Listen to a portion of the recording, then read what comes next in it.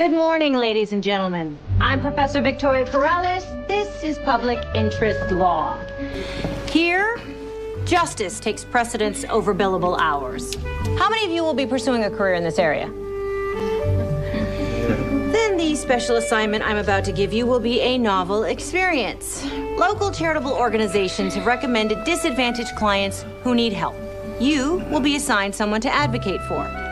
Help them get a job, prevent foreclosure, get access to health care, whatever their greatest need is. How successful you are by the end of the semester will affect your grade. Professor Corrales, what aspect of this assignment relates to the law? And you are? Wit. Sheffield. Ah, Sheffield. The goal of public interest law, Mr. Sheffield, is to make a difference in people's lives. Well, I understand that. I just don't see the point. Right now, the point is your grade. I hope by the time you graduate in May, you will have discovered a greater point. You will be handed a file on your assignment. You will check in with me regularly to update me on your progress. Joseph?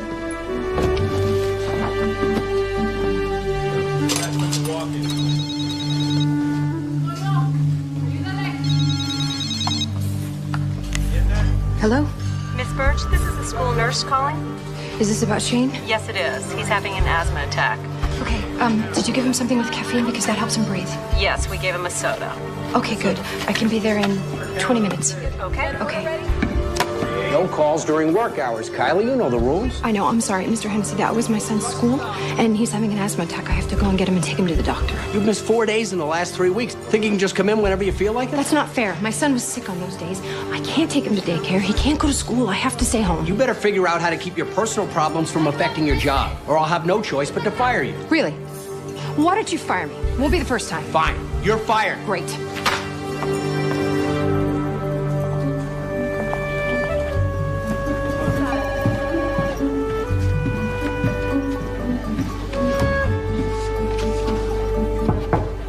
Professor Corrales? Yes, Mr. Sheffield? About this special assignment.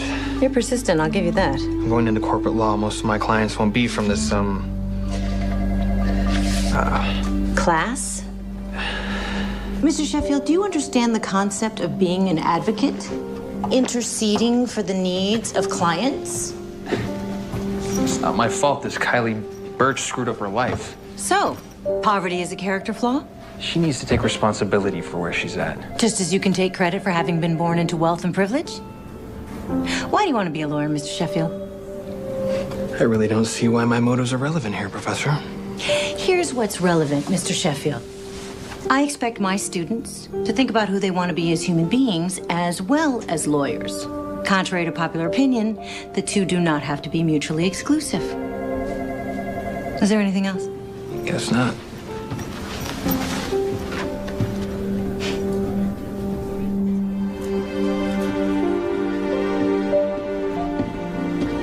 Well, this is a new record, Kylie. You made it 3 weeks. I had to take Shane to the doctor, so I had to leave work, and I wasn't on the job long enough to get sick leave, so... So, did you try to reason with your boss, or did you just storm out?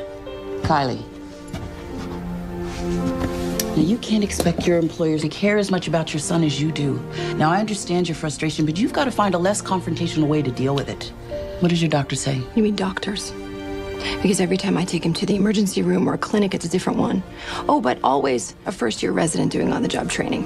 You know, they just want to get rid of Shane so that they can move on to the next patient that they don't know and they don't care about. I know it's hard, Kylie. Now, something's just come up that I think's going to help. There's a new program at Morgan College. Professor Corrales in the law school has a mentor program, and one of her students is going to work with you. Patty, what on earth is a college student going to do for me? Well, hopefully help you find a better job than one of the ones you've had so far. Now, here's her phone number. Call her, Kylie. She'll arrange to introduce you to her student. Thank you.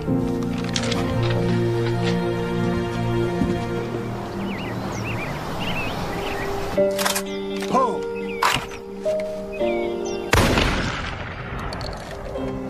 I believe that's 5 in a row. Your turn. Pull!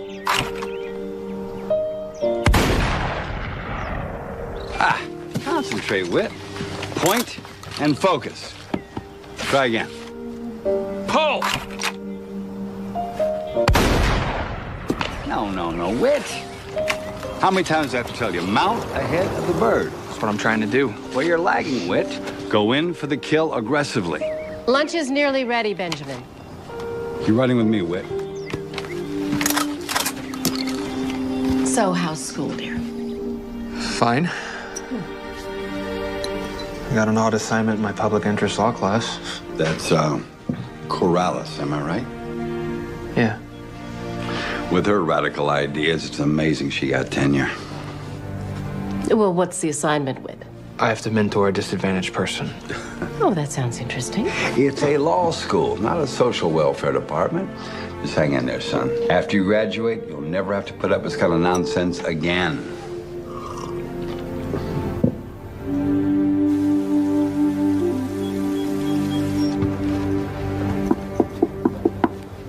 Professor Corrales?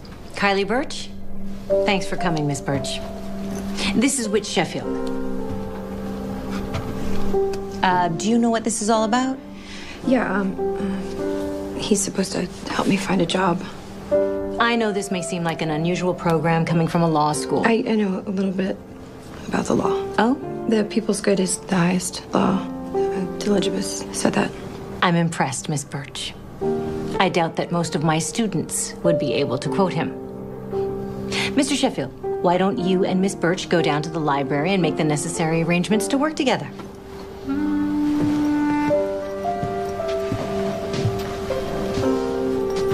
After you.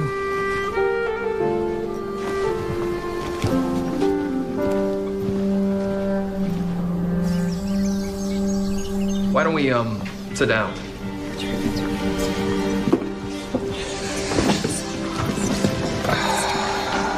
So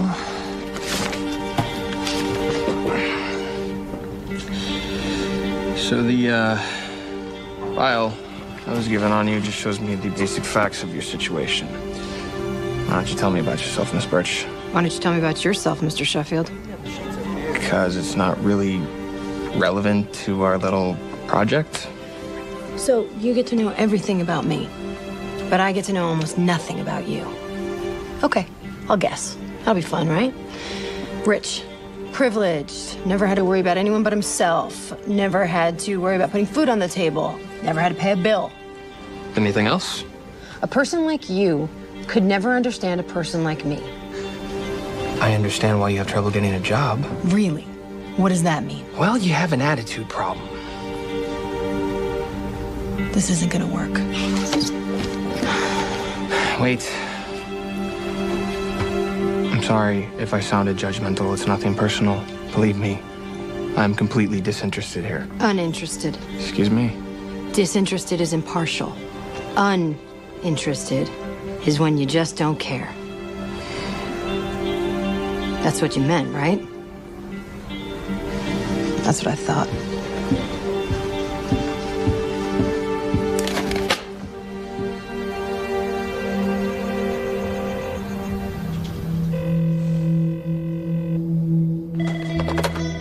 Hello. Miss Birch, it's, Whit Sheffield. Don't hang up, please. Just hear me out. Okay. Whether either of us likes it or not, you need a job and I need to pass this class. Now, I have 2 job interviews lined up for you tomorrow. Will you go? Where are the interviews? Not far from here. May I take you to the interviews? Okay. Good. I'll pick you up around 3. Okay. See you then. Your resume is thin, Miss Birch. Well, actually, my son, he gets sick a lot, and so I... Oh, good day. Thank you for your time. Frankly, with your lack of sustained employment, I don't think there's any reason to continue this interview. Listen, if you could just give me a chance, Thanks for your time, Miss Birch. I'm real busy.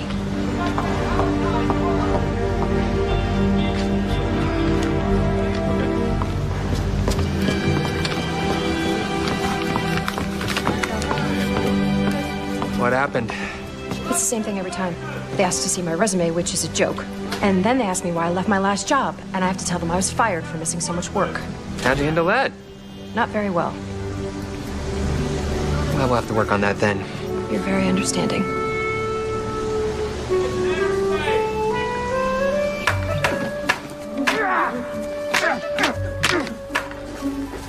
I'm never gonna be able to find her a job. Her attitude stinks. She doesn't know how to present herself. My dad's hiring. You have him give her a job at his place. You do that? Yeah, sure. You could always fire her after we graduate.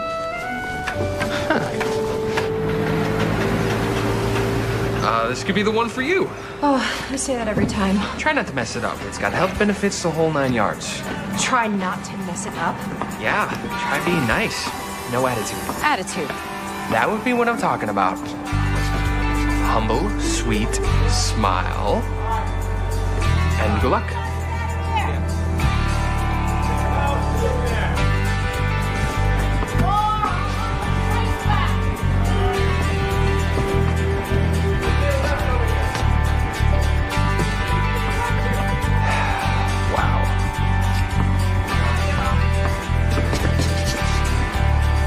I got the job. That's great. I start on Monday.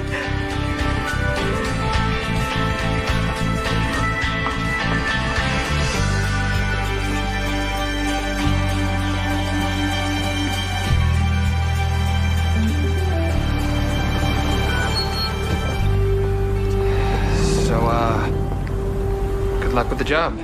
Thanks. Look, I know that I was a little... Difficult? Stubborn, defensive? Yeah, all of the above.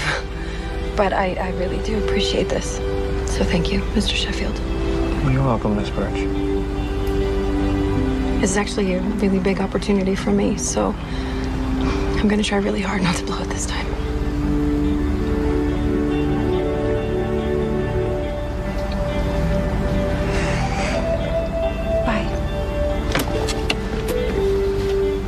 Bye.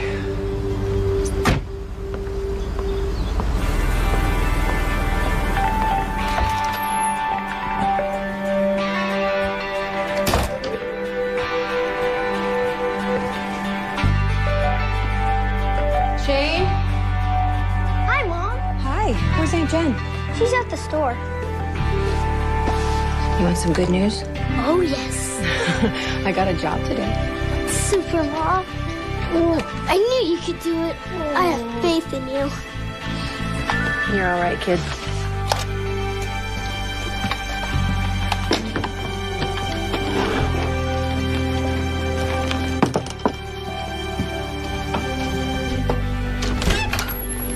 Hey.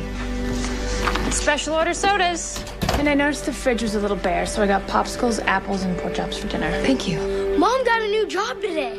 Congratulations. Again. Oh, shucks. Thank you. Can you come get this and put it in the kitchen for me, please? Thank you. Jen, can I borrow $10 until I get my first paycheck? No problem. No, it's too much. Hey, it feels good not to be the one doing the asking for once. Anyways, if we don't help each other out, who's gonna, right? Sister of mine? Thank you. Can you stay for dinner? I would love to. Great. Unfortunately, I can't. See, I promised this handsome plumber who fixed my leaky faucet that I would have dinner with him tonight. You have more dates than I have jobs. How's that possible? One of these days, we're both gonna hit a home run. Did your landlord ever fix the water leak in the wall? No, they keep telling me it's not a big deal and that they're gonna get to it. Well, stay on him. And call me if you need anything. Bye, Shane. Bye, Aunt Jen. Thank you. Okay, kid. Prayers. God in heaven, hear my prayer. Keep me in thy loving care. Be my guide in all I do. Bless all those who love me too. Amen. Amen. Mom, I know God's gonna bless you, but will he bless my dad, even though he's not here? I think that God blesses everyone, no matter where they are. Does my dad love me? Oh, buddy, how could he not love you? And how come he doesn't want to see me? I know it's hard not having your dad here, but you have another father, and he's in heaven. And he's always here for you. Okay? Sleep. I love you. I love you too. Thank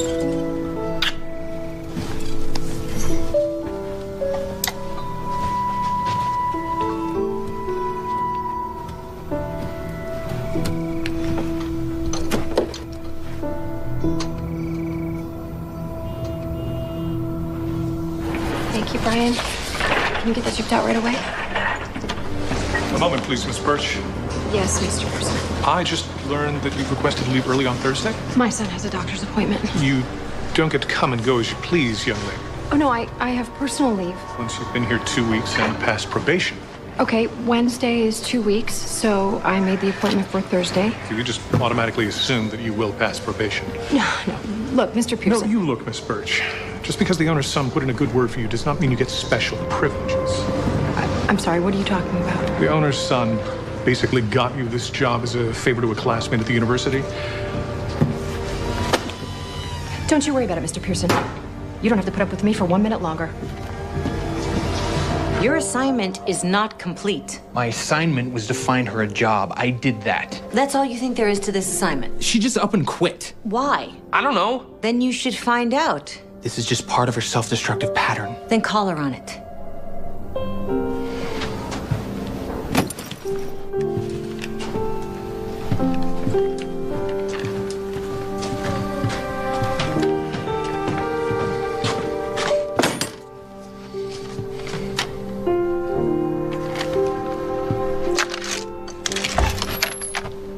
Why'd you quit your job? You mean the job your friend, the owner's son, got for me? Alex didn't get you the job, he got you the interview, and this may come as a shock, but you did the rest yourself. I realize I'm just a grade for you, but I didn't think you'd have to lie to me to get it. Mom! Mom! Hey, did you use your inhaler?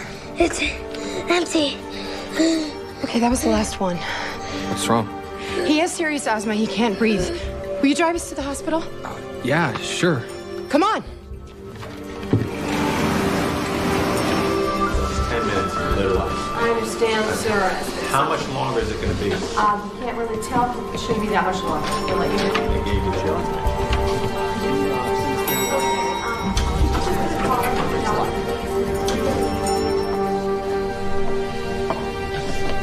It hasn't been easy for Kylie.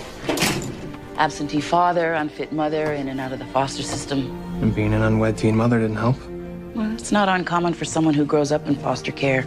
A girl like Kylie has no one really. Then some smooth-talking guy comes along, and for the first time in her life, she thinks someone loves her. Then, the minute she tells him she's pregnant, he abandons her, just like everyone else in her life. What can I do? Well, the big issue here is her son's health problems. She needs a decent job that offers insurance and sick leave. So basically, she needs help with everything. More than anything, she needs a little confidence to know that she can accomplish something in her life. And she needs someone to believe in her. Can you understand that, Mr. Sheffield? Yeah, I believe I can. Thank you, Miss Allen. Thank you.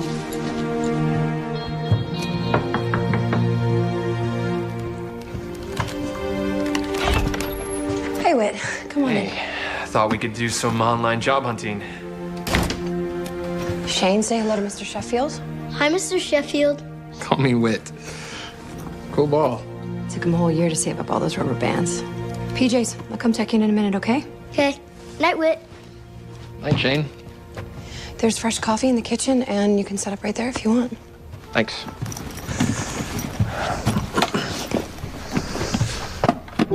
Okay, prayers. God in heaven, hear my prayer. Keep me in thy loving care. Be my guide in all I do. Bless all those who love me too. Amen. Amen. Good job. I love you. I love you more. I love you bigger than a volcano. I love you bigger than the moon. Good one. Sweet dreams.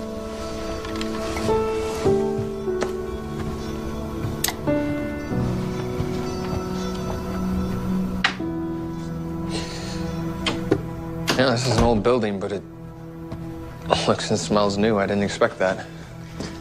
Oh, yeah? What were you expecting? A ghetto apartment? No, it's not what I meant. Well, first coat of paint and cheap new carpet cover up the musty smell. Musty smell. Yeah, it's an old building. It's got leaky pipes. It just makes it look good on the surface. That way, the landlord can collect state funding to make up for the rent that we low-incomers can't pay for. So when the state comes in with their walkthrough, everything looks great. Exactly. The truth is, this building's falling apart from the inside out. How's Shane? Better. He hasn't had to use his inhaler in a couple days, so that's good. Good. Hey, that's an Edward Steichen photo. His stuff is always dark and moody. Yeah, I can identify with him. He was the featured artist in Alfred Stieglitz's photography magazine. Yeah, the magazine was called Camera Work. And Stieglitz was married to, George O'Keeffe, the painter. I really liked that one, so I just stuck it up on the wall. Okay. How do you know so much about so many different things? I spent a lot of time in the library growing up. And what's your favorite book? Huck Finn. Mine too. I love the river journey. Being on a raft, floating along in your own world, doing exactly what you want. I really like the part when Huck apologizes to Jim for hurting his feelings. It's not something a white boy would have done for a black man back then. Why would you like that part? Well, Huck is acknowledging that Jim is just as good as him, even though most people didn't think that way. I understand. Let's look for jobs online, shall we? You know, first off, is there a specific career that you always wanted to get? What do you mean? Well, is there a career you always dreamed about? Something you always wanted to do? No. Dreams aren't real, they're just dreams. Well, there must be something. Listen, do you think we can do this another time? Yeah, sure. I'm free on Saturday. We could work on your resume, too. That will be a challenge. So we'll get creative. There's a park right nearby. It's got a Ferris wheel. Shane really loves it there. Yeah, I know the place. I'll see you Saturday, and thank you for the coffee. You're welcome.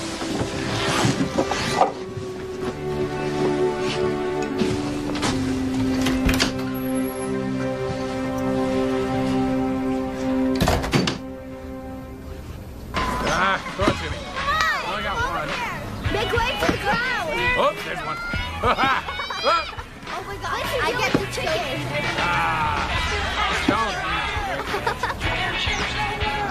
Okay, resume done. Short and sweet. Okay, save the file, then go online and email it to me. Ferris wheel. And then go on Craigslist and let's do some job hunting. Okay, what's your email address? Inferno@lawman.com. It's I know what Inferno means. It's a pirate ship in Goonies. Yes, it is, honey, but I don't think that's what he's referring to.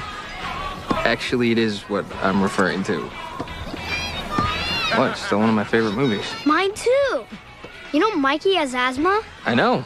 but he still goes on an adventure and finds the treasure. Pretty cool, huh? Pretty cool. What are you talking about? Look at the clown. Oh my gosh. How come people like clowns? I think they're scary. Me too. I had a clown at a birthday party once. I had nightmares for weeks afterwards. Sometimes I have nightmares that a monster's chasing me. What's he look like? I don't look at him. I just know that he's scary. Well, I'll teach you a secret way to deal with monsters. You face him, he goes away. I don't know. Trust me. Try it the next time you have a nightmare. I promise it'll work. Okay, I'll try it. Why don't you try cleaning up those plates first? Okay, Mom. Holding a rubber chicken. Thank you. Wait, I am holding a rubber chicken. He's a special little guy. Yeah, he is. I know how to use a computer. Oh, yeah? Do you know how to do your homework? It's Saturday. Oh, good. Then you can get a head start. Okay. Okay, how about this? Receptionist at an insurance company must know Word. Check. Starting pay $10 an hour and benefits after a probation period. What do you think? Yeah. The thing is, receptionists usually look a certain way. You mean classy? It's not you, Kylie. It's your clothes. And maybe your hair. Like it or not, people judge other people by the way they look. They make certain assumptions. Like you assumed I was stupid when you met me? Sometimes first impressions are wrong.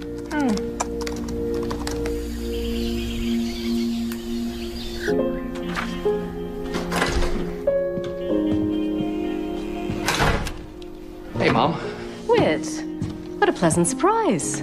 I'm looking for some of my old books from when I was a kid. There's a little boy I want to give them to. Oh, well, I packed them away in the garage, but I can find them for you. Thanks, Mom. So, how's your class assignment going? I'm having a little trouble, actually. I'm trying to help a young single mother who's unemployed find a job, but she's living on a shoestring budget and doesn't have the proper clothes for job hunting. Why don't you take her to that place where I donate all my old clothes? They have this new program twice a week, makeup and hairstyling for the less fortunate. It's a great idea, Mom. Why don't you sit down and tell me all about this young woman? Actually, I gotta run. I'm on a mission. Okay. I'll find those books for you. Great. Thanks, Mom.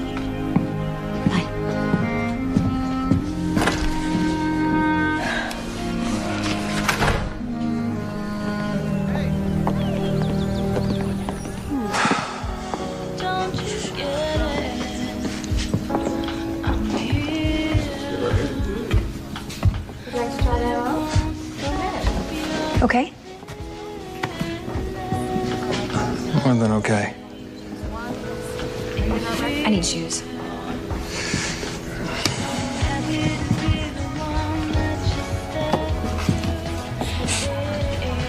Nice try.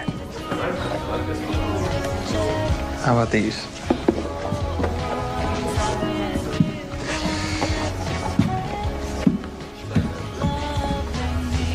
Here, let me help you.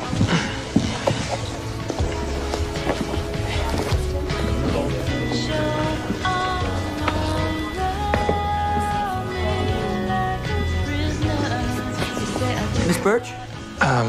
It's time to get your hair and makeup done. Kylie? Hi. How are you? Have a seat. You've been thinking cut and color, just cut?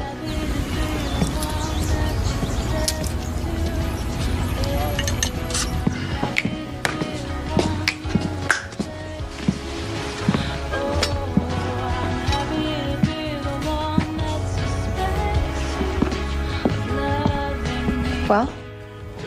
You look, it's, nice. You looks nice.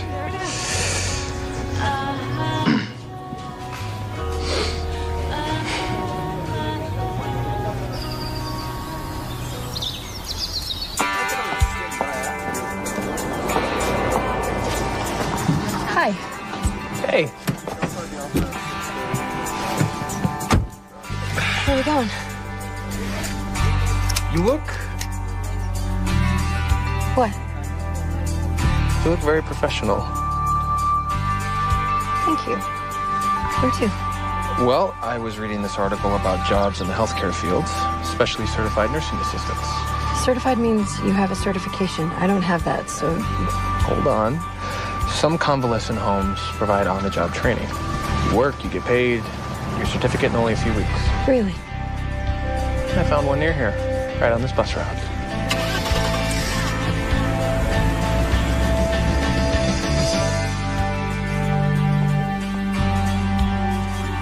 I'll be frank, Miss Birch, your work record is not impressive. I realize that. But if you'll let me explain, I think I can persuade you that I'm worth taking a chance on. Very well. What do you have to say for yourself?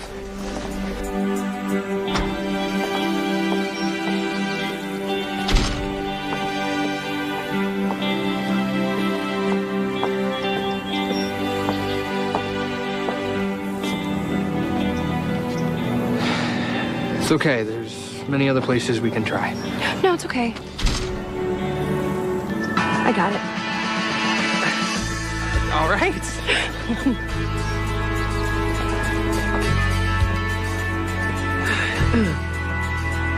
I need to pick up Shane. If I don't hurry, I'll be late, so... How about I give you a ride? Oh, you gotta have stuff to do. Well, I could free up some time. Maybe take you and Shane out for a burger. Little celebration. Shane would love that.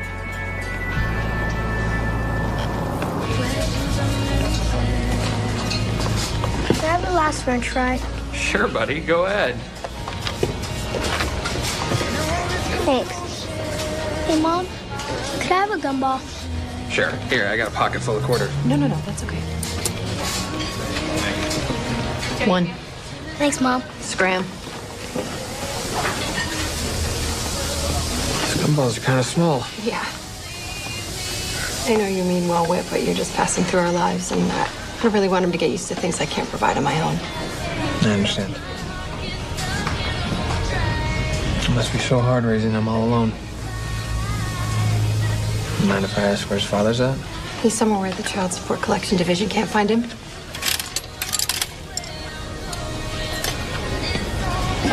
I told him I was pregnant, and that's the last time I saw him. I got a red one. Put it in your pocket for later, okay? Hey, guess what? What? We gotta go. Oh, Mom. Wanna know why? Why? Homework. Homework. Come on. Shane, you should thank Whit for dinner. Thanks. You're welcome, Shane. I need you to start your homework, and then I'm gonna come help you in a minute, okay? Okay.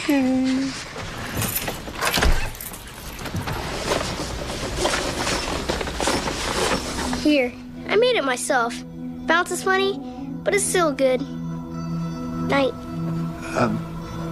Thank you, Shane. Wow. You really rate. He's a good kid. Well, he's been through a lot. He's got a big heart. I think you had something to do with that.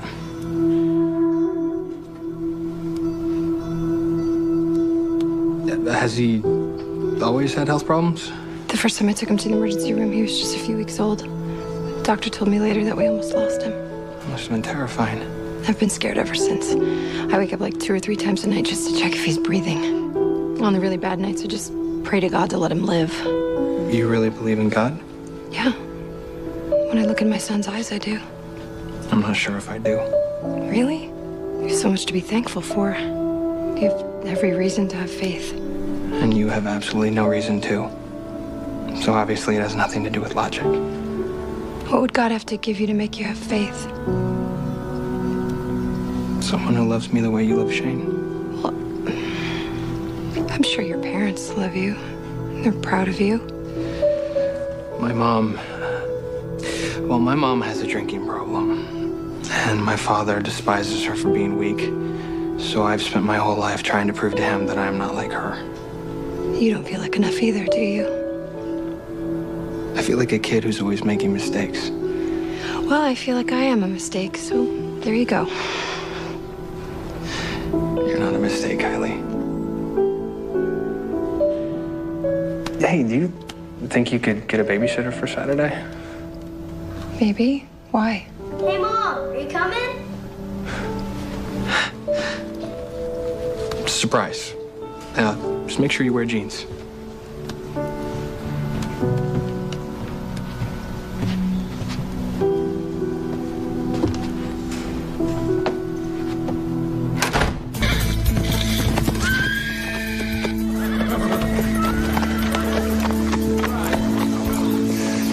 You ever ridden before? When I was really small, that family that Jen and I lived with, they took us to Griffith Park and we rode the ponies. I don't know if that counts. Yeah, just think of this as a really big, pony. Okay. You need a leg up? I think not.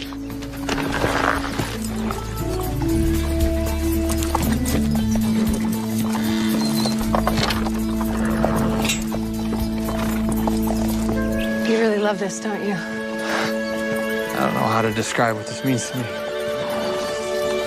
When I was 7, I had a horse. It was amazing. His name was Joker. He was 3 years old, barely broke. We kind of grew up together. You know, there's this bond that can develop between a horse and a rider. It doesn't always happen, but when it does, it's special. What kind of bond? It's about trust. I never trusted anyone in my life the way I trusted Joker. And he trusted me to take care of him. What happened to him? I finally had to do the last thing he needed from me. Put him down before he suffered too much. I'm sorry. It's the hardest thing I ever had to do. But you loved him enough to do it. It takes a special kind of courage, I think. I never talked about that with anyone. I'm glad you told me. I had a really nice time. Thank you. It was truly my pleasure. I hope you do okay in that class. You did your part. Rest is up to me.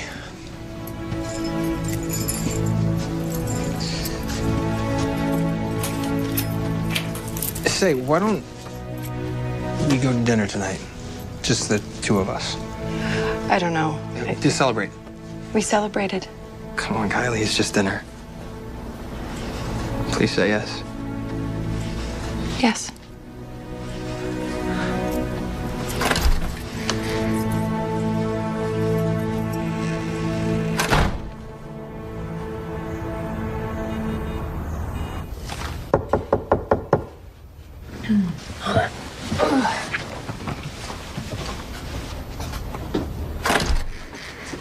Hi. Hello. I'm Whit. The wannabe lawyer. I'm the sister. Come on in. Wait! Hey, buddy. Can we go to the park again sometime? You bet. Kylie, he's here.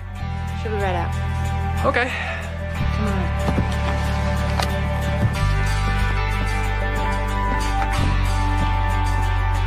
Hi. Hi. Am I dressed all right for where we're going? Yeah, you look beautiful.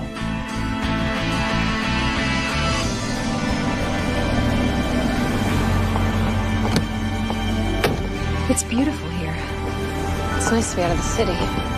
And the food is out of this world. Do you come here all the time?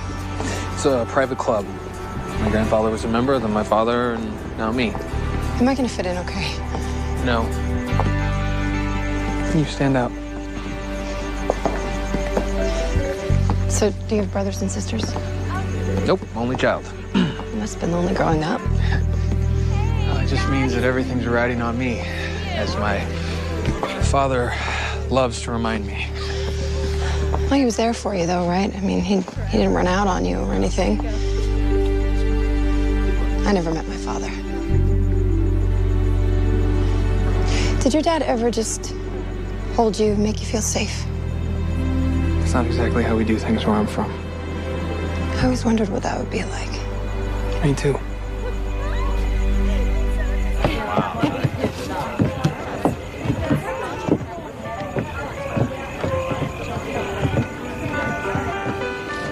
Hey, Whit. Hey, Alex. What are you doing here? I thought you were going to a movie tonight. Nope. Change of plans. Oh, I'm Alex Bianco. I go to law school with Whit. We're roommates. Kylie Birch. I believe you recommended me for a job. Yeah, don't go there. Well, I'm sure you're meeting someone, so, we don't want to keep you. No. I'm all alone. Great. Okay, well, why don't you see if you can snag us a table for 3 and you can join us. Okay. Great. Hey, I'll be right back. Cool. All right. Great. You want to go somewhere a little stuffy? Yes.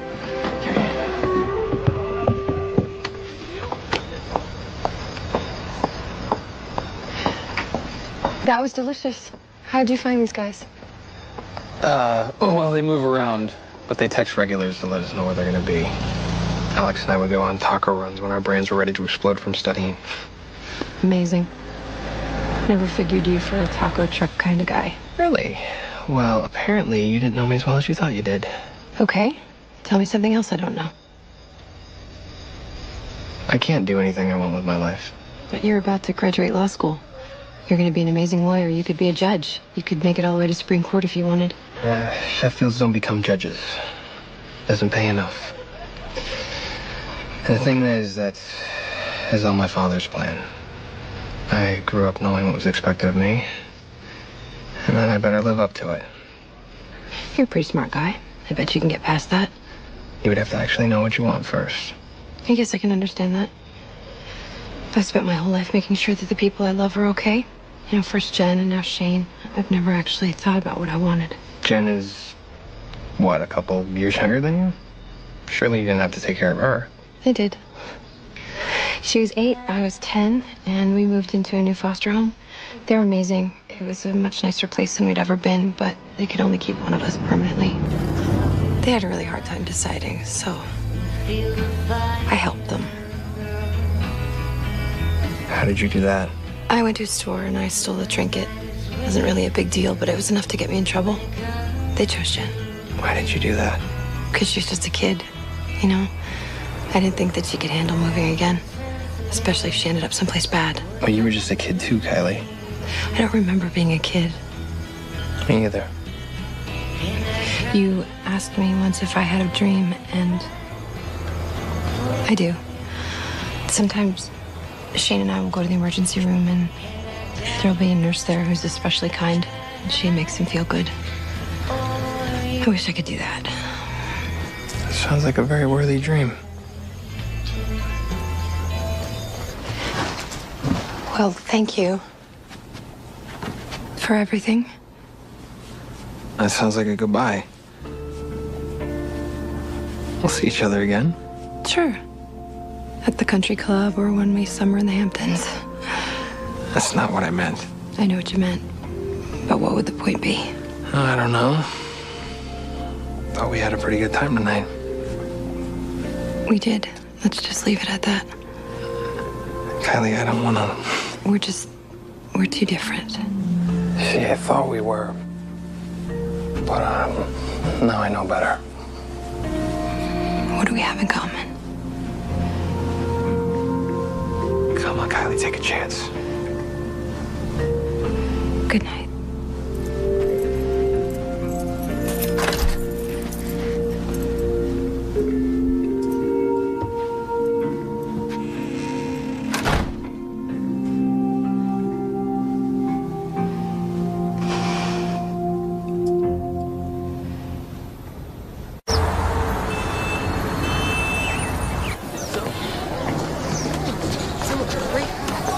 It's not that bad. You got help right now? Yeah. Come on, I'll walk. Jen? No, it's Whit. I can't talk to you right now. Shane's having another asthma attack and I need to get him to the hospital. I was just about to call 911. I'll be right there. Okay. Excuse me. Housekeeping to ER room 1. Excuse me. My son's having an asthma attack. You just wait your turn? He cannot wait. Insurance? Medicaid. Put your name on the list. No, he can't wait. Neither can any of these other people. Hold on, listen to him. He can't breathe. He has to wait his turn. You think you can intimidate me the way you do these other people? Excuse me? I'm a lawyer. Get a doctor now, or I will hit this hospital with a lawsuit that specifically names you, Nurse Carter. Hold on a minute. How'd he get the bruise? We were playing at home and he ran into a table. And has he ever had an attack like this before? Yes. Have you read the file?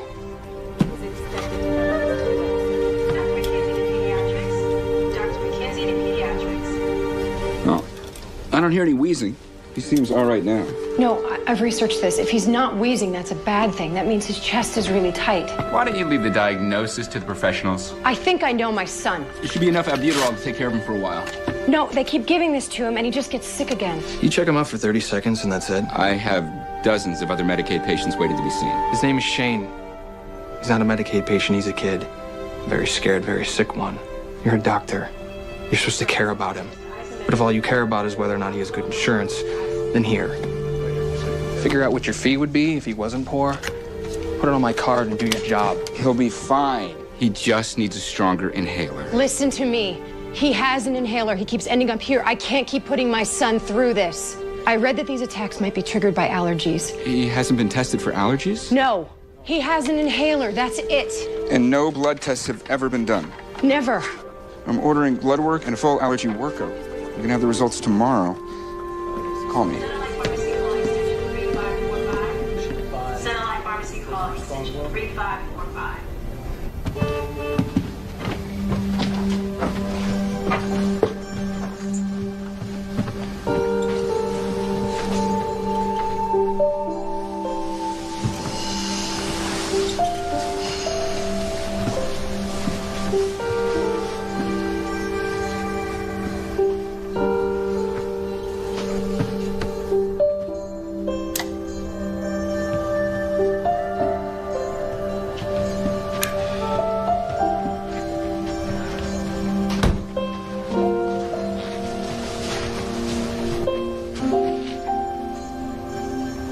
I don't know how to thank you. You don't have to thank me. Now I understand why you needed a decent job. Good night.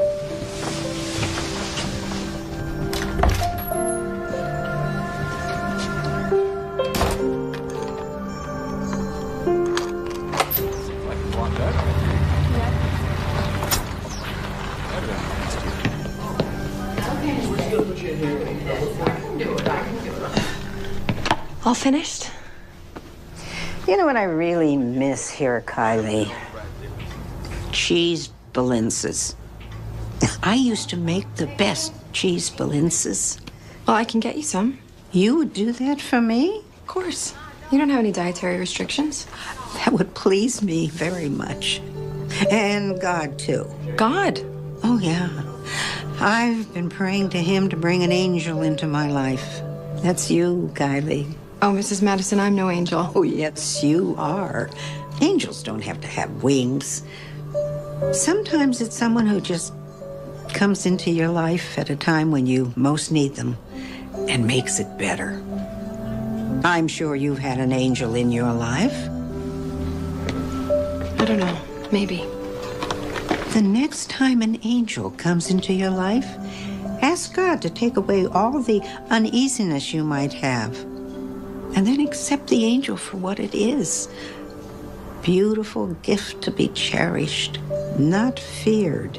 Okay. I'll keep an eye out. Okay. Okay.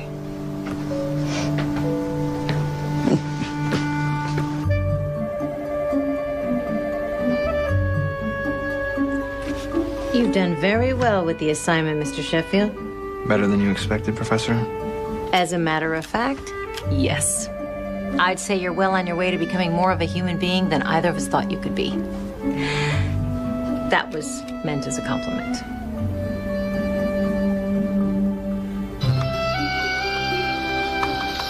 Thanks for the gift, Aunt Jen. My pleasure, Slugger. You know, you didn't have to do that, but thank you. So how's the job going? Really good, actually. I'm past my first month of probation, and I take my test for certification in a week. Nice. And how's my favorite only nephew's health? Keeping my fingers crossed because we haven't had a problem in a while. You seen that budding lawyer again? No. His assignment is over, and I have a great job, so there's no reason. Why? Thought you really liked him. Never would have worked out, Jen. A person like that could never love someone like me. How come you're so sure that he could never love you? Because nobody besides you or Shane ever has. And that's enough. It's not enough, Kylie. It's gonna have to be.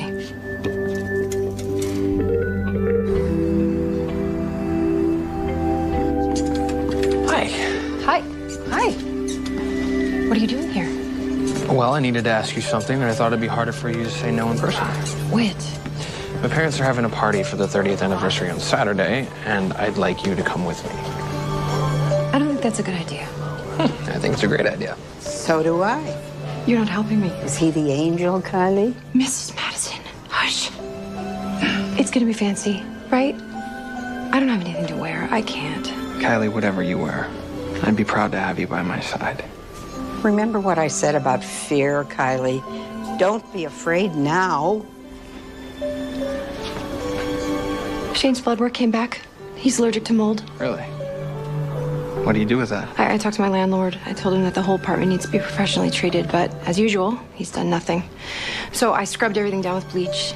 I hope that's going to be okay until I can afford to move. You're changing the subject. The party's at the club, and who knows, maybe we'll even go inside this time. So what do you say? Go or no go? I'll go.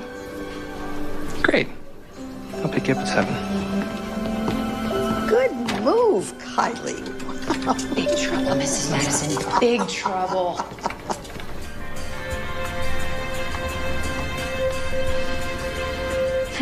What do you wear to this kind of party? Who knows? I've got this bridesmaid's dress I wore to Carla's wedding. Pink ruffled chiffon. Well, what about this one? I have a matching headband. That's perfect. Because I wanted to look like a cocktail waitress. I like that one, Mom. Go play your game. Listen, all I'm saying is it's a high-class event. You should match. It's about time you met someone. This doesn't even mean anything. He wants you to meet his parents. That means a lot. Well, I can only imagine what these people are going to think of me. It's just not going to work out. It worked in those books you used to read to me. Oh, come here. Oh, poor naive baby sister Jen. Sorry to have to be the one to break this to you. Those stories weren't real. They're fiction. Whatever. They must come true sometimes, otherwise nobody would believe them. What am I gonna wear? Ooh, I've got just the thing. I'll be back. You're kidding me. You have more? Big deal taking her to meet your parents. It's not like that. So what's it like? It's like a party. You know, spending some time together and meeting my parents. That's what I'm talking about. Oh, I'm gonna go check on my wardrobe for tonight.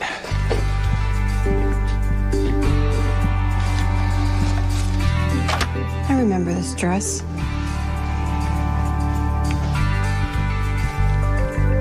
I also remember that it looked much better on you. It's not that bad. I can fix it. Here. Little nip here. Tuck there. It'll be snazzy. Really? Did you just say snazzy to me? I'm gonna go get your sewing basket. Don't worry, Mom. Aunt Jen will fix it. So, what do you think? Well, I know you're not trying to impress her, meeting your parents and all. But you really should wear some shoes. Yeah, I'm gonna put shoes on. What about the rest? White socks look goofy with dress shoes. Thank you for your fashion advice. It's so helpful. You asked. All right, here I come. Shane, what do you think? Wow. You look great, Mom. It looks better on you than it did on me. You're amazing. You are so creative. Look at this dress.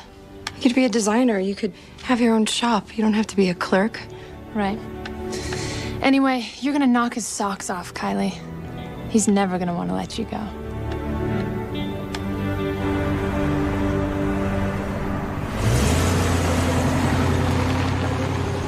Go ahead and rack it.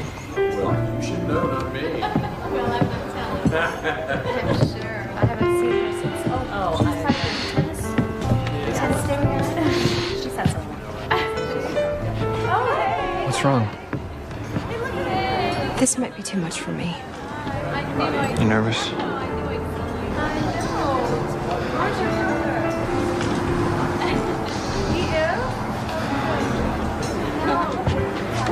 Oh, nice to meet you. Hi.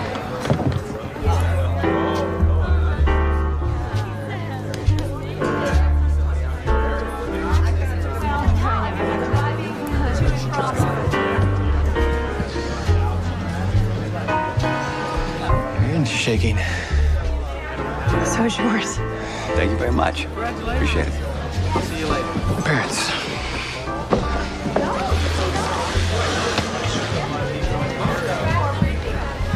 Whit! I'm so glad you could make it. Hi, Mom. Dad. Introduce your lovely companion. Kylie Birch, my father Benjamin, my mother Julia. It's so nice to meet you, dear. Welcome to our party. Thank you. Are you a classmate of Whit's, Miss Birch? No, I'm not a student. Congratulations. I understand it's your 30th wedding anniversary. It's a long time. It is indeed. So you've already graduated. What was your major? She didn't go to college. Dad, she works. May I ask what you do? I work in a convalescent home. I'm getting my certified nursing assistant's credentials soon. It must be gratifying work helping people. I'm actually really lucky to have the job. It has medical benefits. I have a son, he has asthma, and he needs a lot of medical care. It must be very difficult being a single mother. I manage. Oh. Pate, Miss Birch. Goose liver. I don't imagine you've ever tried it. No, thank you. Excuse me.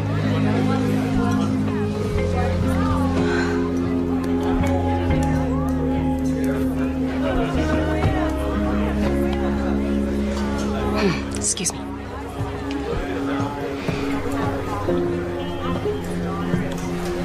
Are you all right, Kylie? I'm fine. May I join you? Of course.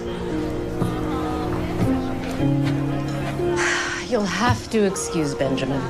His upper-class attitude blocks his common sense at times. Do you have a picture of your son? I'd love to see one. I do.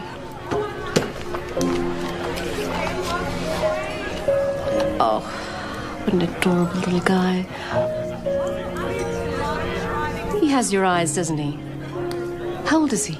7. His name is Shane. They are wonderful at that age. They still idolize you. Later, they realize that you're only human. She's your school project, isn't she? We just give Kylie a chance. Is she divorced? She was never married, was she? Imagine that. A struggling single mother in a nothing job with no prospects. She must see you as her financial salvation. That is not what this is about. What was Whit like at that age, Mrs. Sheffield? Julia, please. Whit wanted to grow up to be just like his father. At a very young age, Whit was aware of things. He sensed how unhappy his dad and I were. Don't assume with money comes happiness. Well, I suppose I should get back to the party. Julia, thank you for coming over. Be back in a minute. Okay. I know it's true. I have not. Hi. Welcome. Don't be naive, Wait. I don't blame her. She sees financial security, social status. Of course she wants that.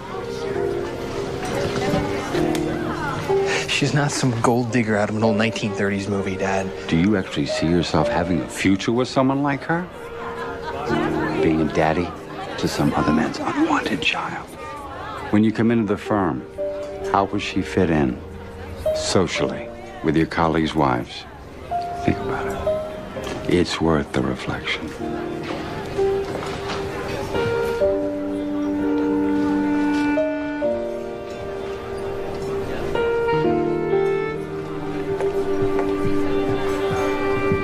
Kylie? Kylie? Hey. Call me a cab, Whit. Kylie, wait, come now, on. Please, Whit, now.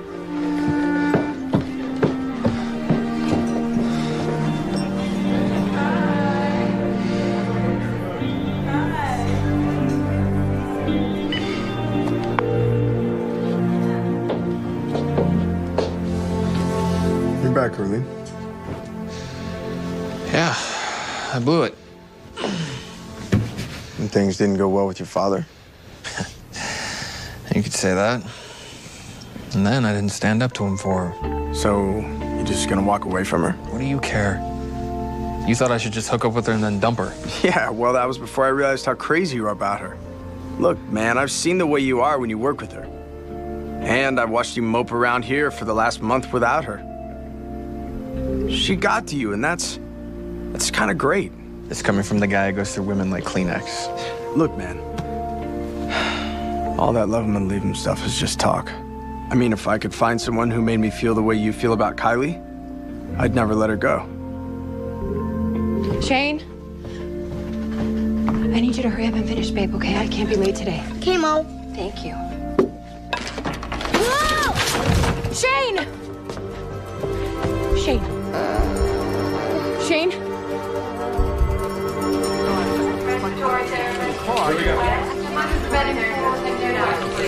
Doctor said we can leave. How do you feel? Are you okay? Great. Let's go. Okay. Ophthalmology attending to the ER. Ophthalmology attending to the ER. Miss Birch? Yes? I'm Ellen Garrison. I'm a social worker with CPS. CPS? The hospital called us. Your son has quite a record here. That pattern of chronic illness would concern us under any circumstances. But what happened today, along with the previous bruising, has made it mandatory for us to take temporary custody of Shane. What? Shane is going to be placed into foster care. An investigation will be launched. Then there'll be a hearing to determine if it's safe for him to be returned to your custody. No, this was an accident. You don't understand. We only have your word for it, Miss Birch. Your son has injuries consistent with child abuse. Mom, what's going on? Don't make this any harder on him than it has to be. Shane, this lady over here, this is Mrs. Garrison.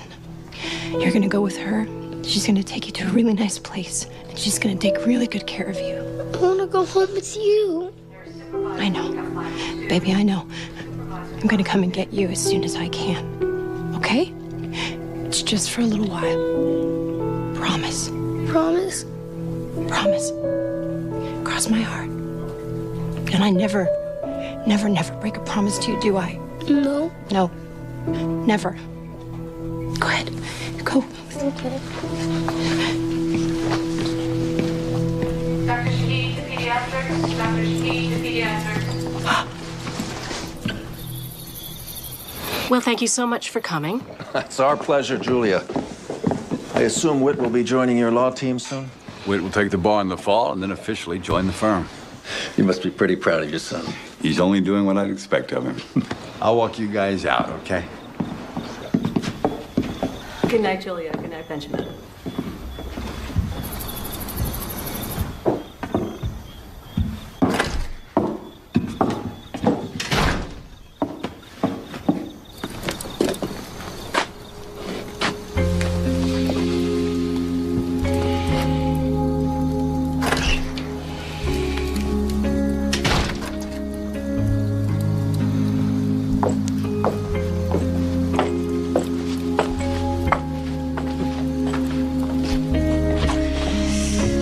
I thought you might need this.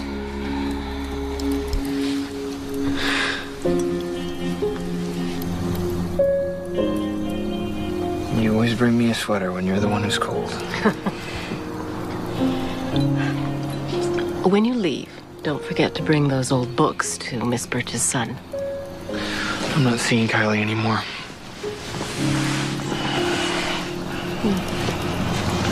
That's too bad. I liked her. You did? But I thought you agreed with Dad. You're always a united front. Not quite united. You never disagree with him. Oh, we disagree often. But I learned a long time ago to stay silent, to keep the peace. But recently I've realized the price I've paid. And what it's done to you. Me? Well, because I had never stood up to your father. I never taught you to do it. I failed you terribly, Whit. Did you stop seeing Kylie because you knew your father was against it?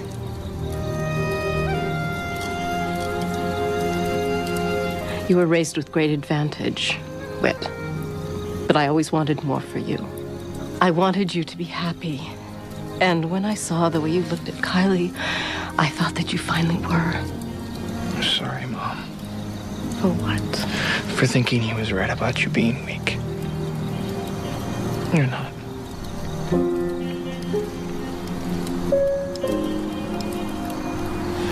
You know, you wake up one day and, you discover that you're everything that you never wanted to be. I don't know how that happened, but I don't want that to happen to you. Live your life the way you want to it. It doesn't matter what your father thinks.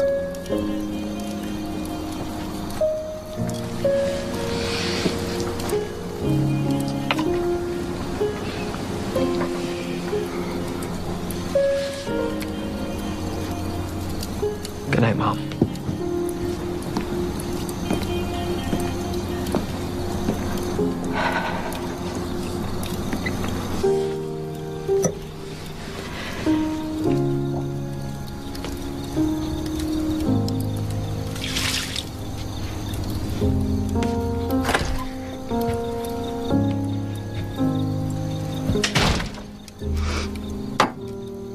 There you go, lady.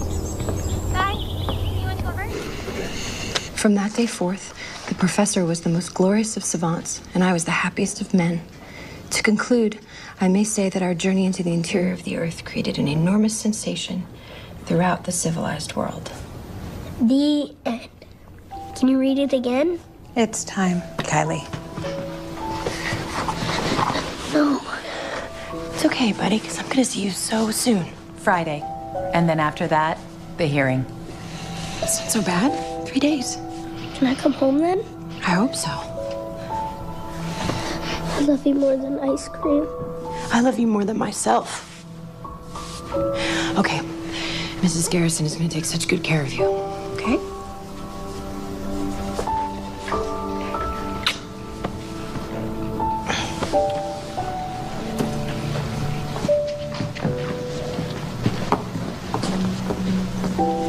Come on, Shane, let's go.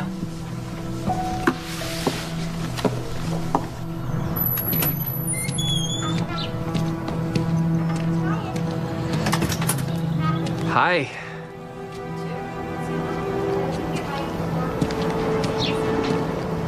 What are you doing here? I went by your place. Jen told me what happened and where to find you. Yeah? What do you want? Came to apologize. Even if you don't want to hear it. I'm just hoping you can forgive me. After all, Jim forgave Huck. Maybe I can help with Shane. Come on, at least let me give you a ride home. We don't even have to talk.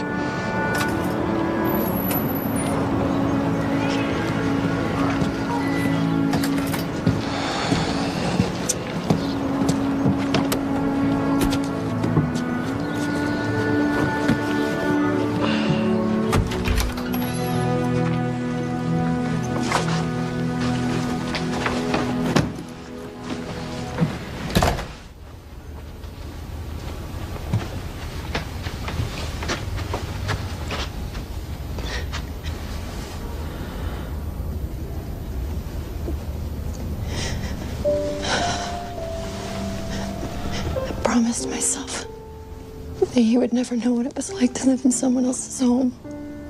What do you have to do to get him back? Once I get past the bruises, and I prove that it wasn't child abuse, they still won't let him come home until I take care of the mold. That should be the landlord's problem. I've been after the landlord for months, and he won't do anything. I think I can help you, Kylie.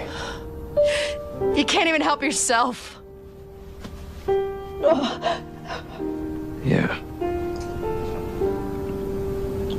But I still think I can help you. I seem to be better at that than helping myself. I've tried so hard for so long. I just thought at least I could make things better for Shane than they were for me. And I have failed him miserably. No, you didn't. You gave Shane something you never got. Love. That takes real strength and courage.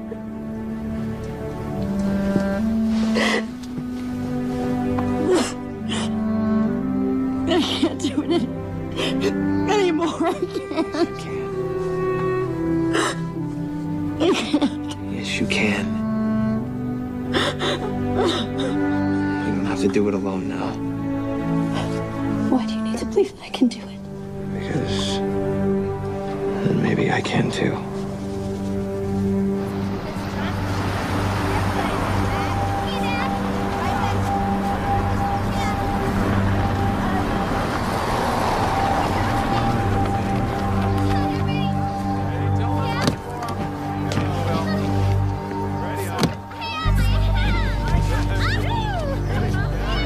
Mr. Pennington, over here. I don't know what this is about, and I do not like threats. Your message was quite threatening. Well, I got you here. Why are we meeting here? I'm with Sheffield, Madison, and Carnahan. I'm Miss Birch's attorney. Oh, okay. This is about her apartment. Talk to my attorney, Stu Feddersen. Oh, that'll be my next stop, but my suggestion to you is that you don't let it get that far. Why? Why? Because I'm with one of the top law firms in the city. Feddersen is a night school hack. It took 3 tries to pass the bar. Apparently, you're as cheap in your choice of attorneys as you are with maintaining your apartments. Now, see here. You'll run up huge legal bills, lose, pay our admittedly exorbitant fees, and in the end, you'll have to do what you should have done in the first place, which is treat Miss Birch's apartment for life-threatening mold. So why don't you cut your losses and take care of her apartment? Not because it's the right thing to do, no, but because it'll save you time and a lot of money.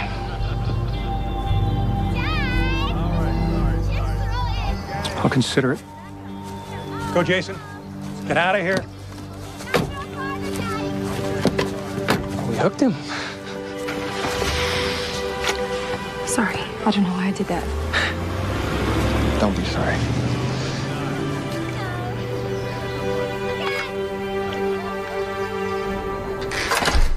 I've read the report prepared by Miss Garrison. Do you have anything to say on your own behalf, Miss Birch? Your Honor, I would like to say something on Miss Birch's behalf. And you are? With Sheffield. Her attorney? Not exactly. But I am her advocate, and I have some critical information I want to bring to the court's attention. Very well. Make it brief. In the 4 months that I've known Miss Birch, I've seen her do everything that she could to take care of her son. It says here he suffers from chronic life-threatening asthma due to an unhealthy home environment. Yes, that is correct. But the landlord was persuaded to deal with the mold issue in her apartment. I have here a report from the county health department certifying that her home is free of mold and safe. Let me see it. Bailiff.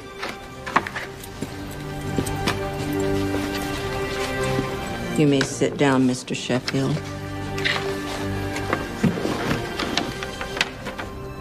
What were the results of the investigation into the boy's injuries? The conclusion was that it was simply an accident. Miss Birch wasn't responsible. Very well. I find the charges of child abuse and endangerment to be unproven. The child will be returned to the custody of the mother.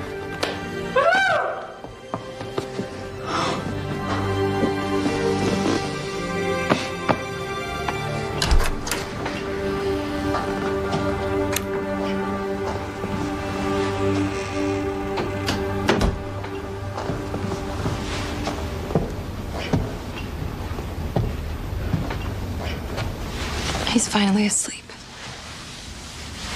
I had to keep promising him he wouldn't have to leave again.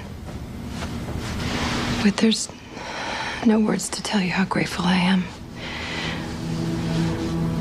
I owe you so much. You don't owe me anything.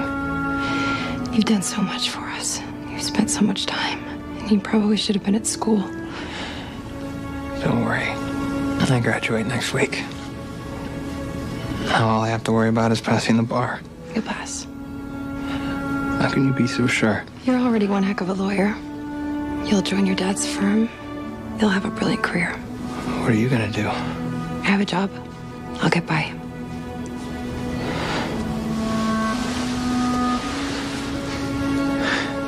I need to see you again, Kylie.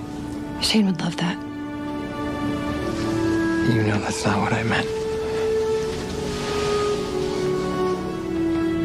You can see me anytime you want. I love you. You don't know how badly I want to believe that. You don't even know me. I know you. Believe it. Even at my weakest. That's what love is. Tell me how you feel. All I know is you're where I belong. I have some things I have to work out first. I'm sorry. I've never felt this. Okay. I hope you get it worked out. I have to go.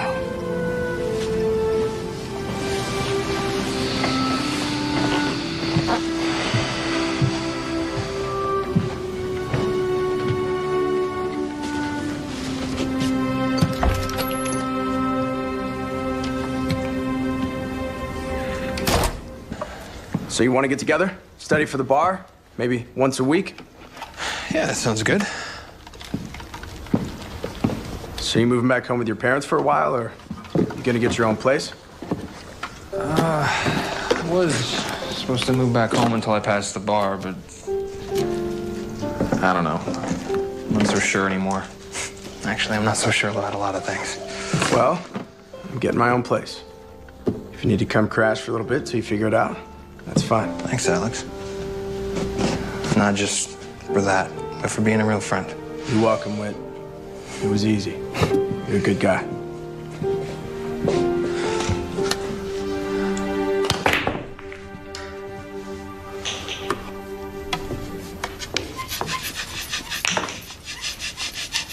Not bad.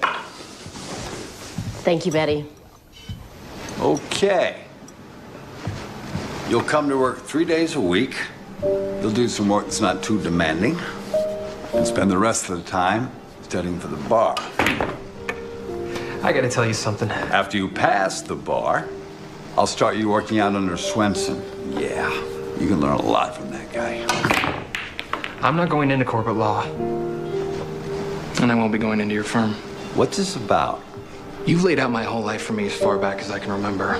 And I never stopped to ask if any of it was what I wanted. Well, I finally asked. The answer is a loud and resounding no. Is this about that girl? Her name is Kylie. Is this about that girl, Kylie? Whit, you're being a fool. Maybe. But I'm smart enough to know that I don't want to end up like you. It's very simple, son. She's not good enough for you. This is where you're wrong, Dad. I'm not good enough for her. If you go against my wishes, I will not be there for you. You never were.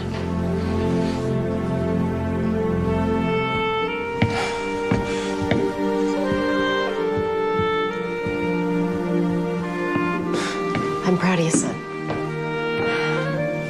Apple juice. I'm proud of you, Mom. I love you. Right back at you.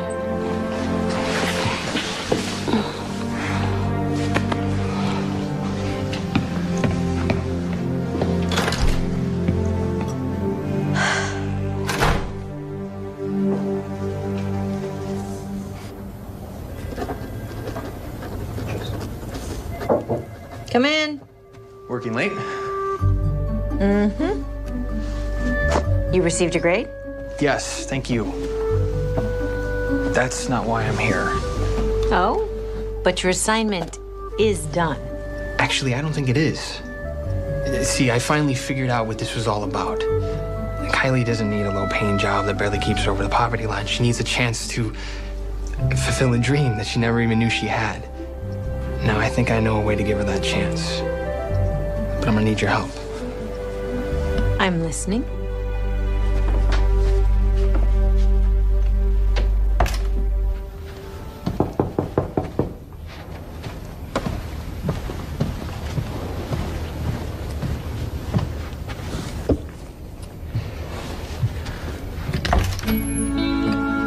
Remember when you said your dream was to become a nurse? Hello, Whit. Come on in. What's this about? You can make it happen. Professor Corrales is willing to sponsor you for a special admissions program. Admissions to what? The Morgan School of Nursing. Is that a joke? That's not funny. No, it's not a joke. There is a program for exceptional candidates who don't meet the usual requirements. All you have to do is write an essay about how you overcame hardships and then face an interview panel composed of professors. Okay, let's be realistic. I could maybe go to community college. Stop. Don't do that. Don't settle for small dreams. All right, even if I got in. I can't afford it, and you know that. There is financial aid, student loans, grants for single mothers. You have what it takes, Kylie. You can do this. They're gonna say no. But what if they said yes? Oh, that's even scarier, isn't it? The night was dark. Branches in the trees overhead swayed in the gentle breeze that moved them. And Reggie's heart felt as though it would explode from his chest as he moved through the thick forest. It's Good picture of him. It's pretty scary, huh?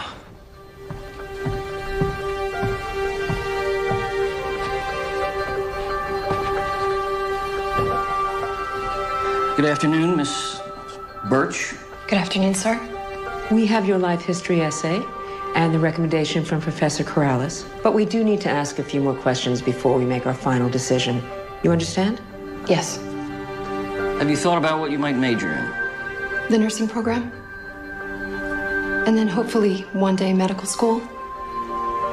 I'd love to be a pediatrician. The opportunity to study at a university as prestigious as Morgan is something that should be earned. Do you really think you've earned it, Miss Birch? Some people might think that a person like me couldn't possibly have anything of value to offer because of where I come from and what I've been through. But I think it's really the opposite. I've been through things that no one should ever have to go through, and I didn't let it break me. I always had that little voice inside that told me there's got to be so much more to this life than what I've experienced already. And when that voice was at its lowest, someone showed up and miraculously helped me hear it again. It made me realize that I'd really like to do that for other people who've been through the worst. Here I am on the other side. I've earned it. And no matter what your decision today, I'm not going to give up on myself again. What will you do if you're not accepted to Morgan? Apply to another college, sir. And that night, in the dark of the woods, the shriek of the hawk awoken Ben. See?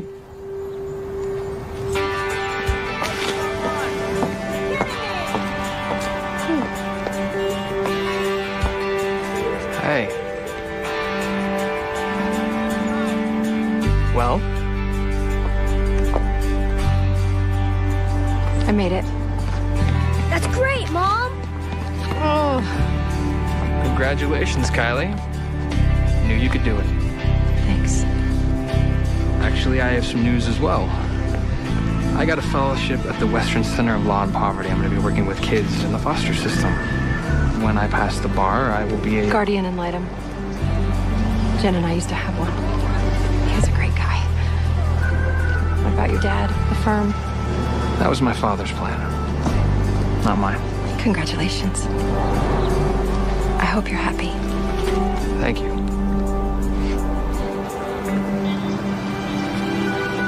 You know, buddy, you're the man of the house. I am? Absolutely. And being as such, I need to ask you a question. May I have your permission to ask your mom to marry me? You want to marry my mom? Yes, I do. If she'll have me, of course. You see, I love your mom. More than I ever dreamed possible. And I just don't think I can be happy without her. Or you, Shane. You want to be my dad? Very much. Mom, I think we should keep him. Are you sure? Yep. What do you think? Yes.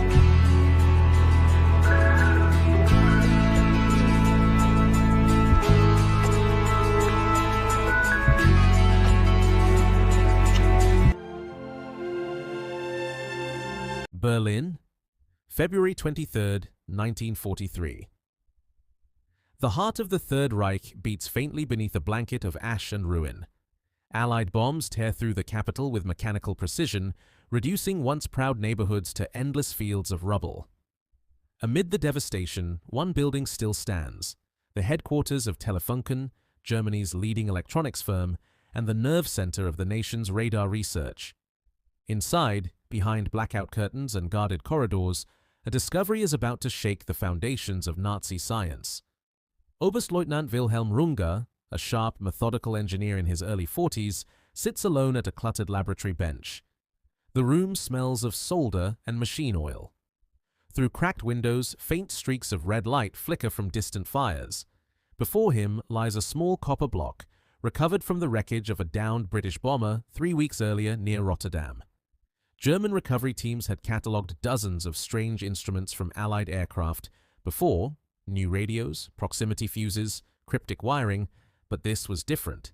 It seemed almost deliberately sealed, as if guarding a secret. Runga adjusts his magnifying glass, the lens trembling slightly in his hand.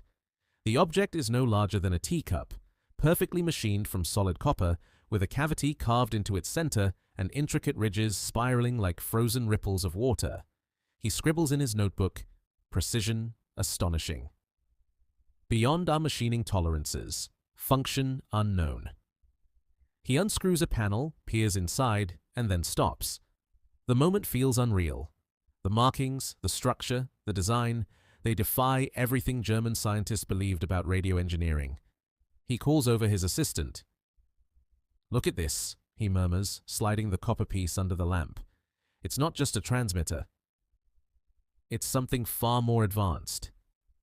The assistant squints, unsure what he's seeing. Runga continues, his voice tightening with disbelief. "This device, it generates microwave frequencies, power at a wavelength we thought impossible."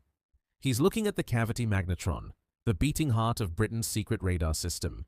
For years, Germany's radar development had lagged just behind the Allies.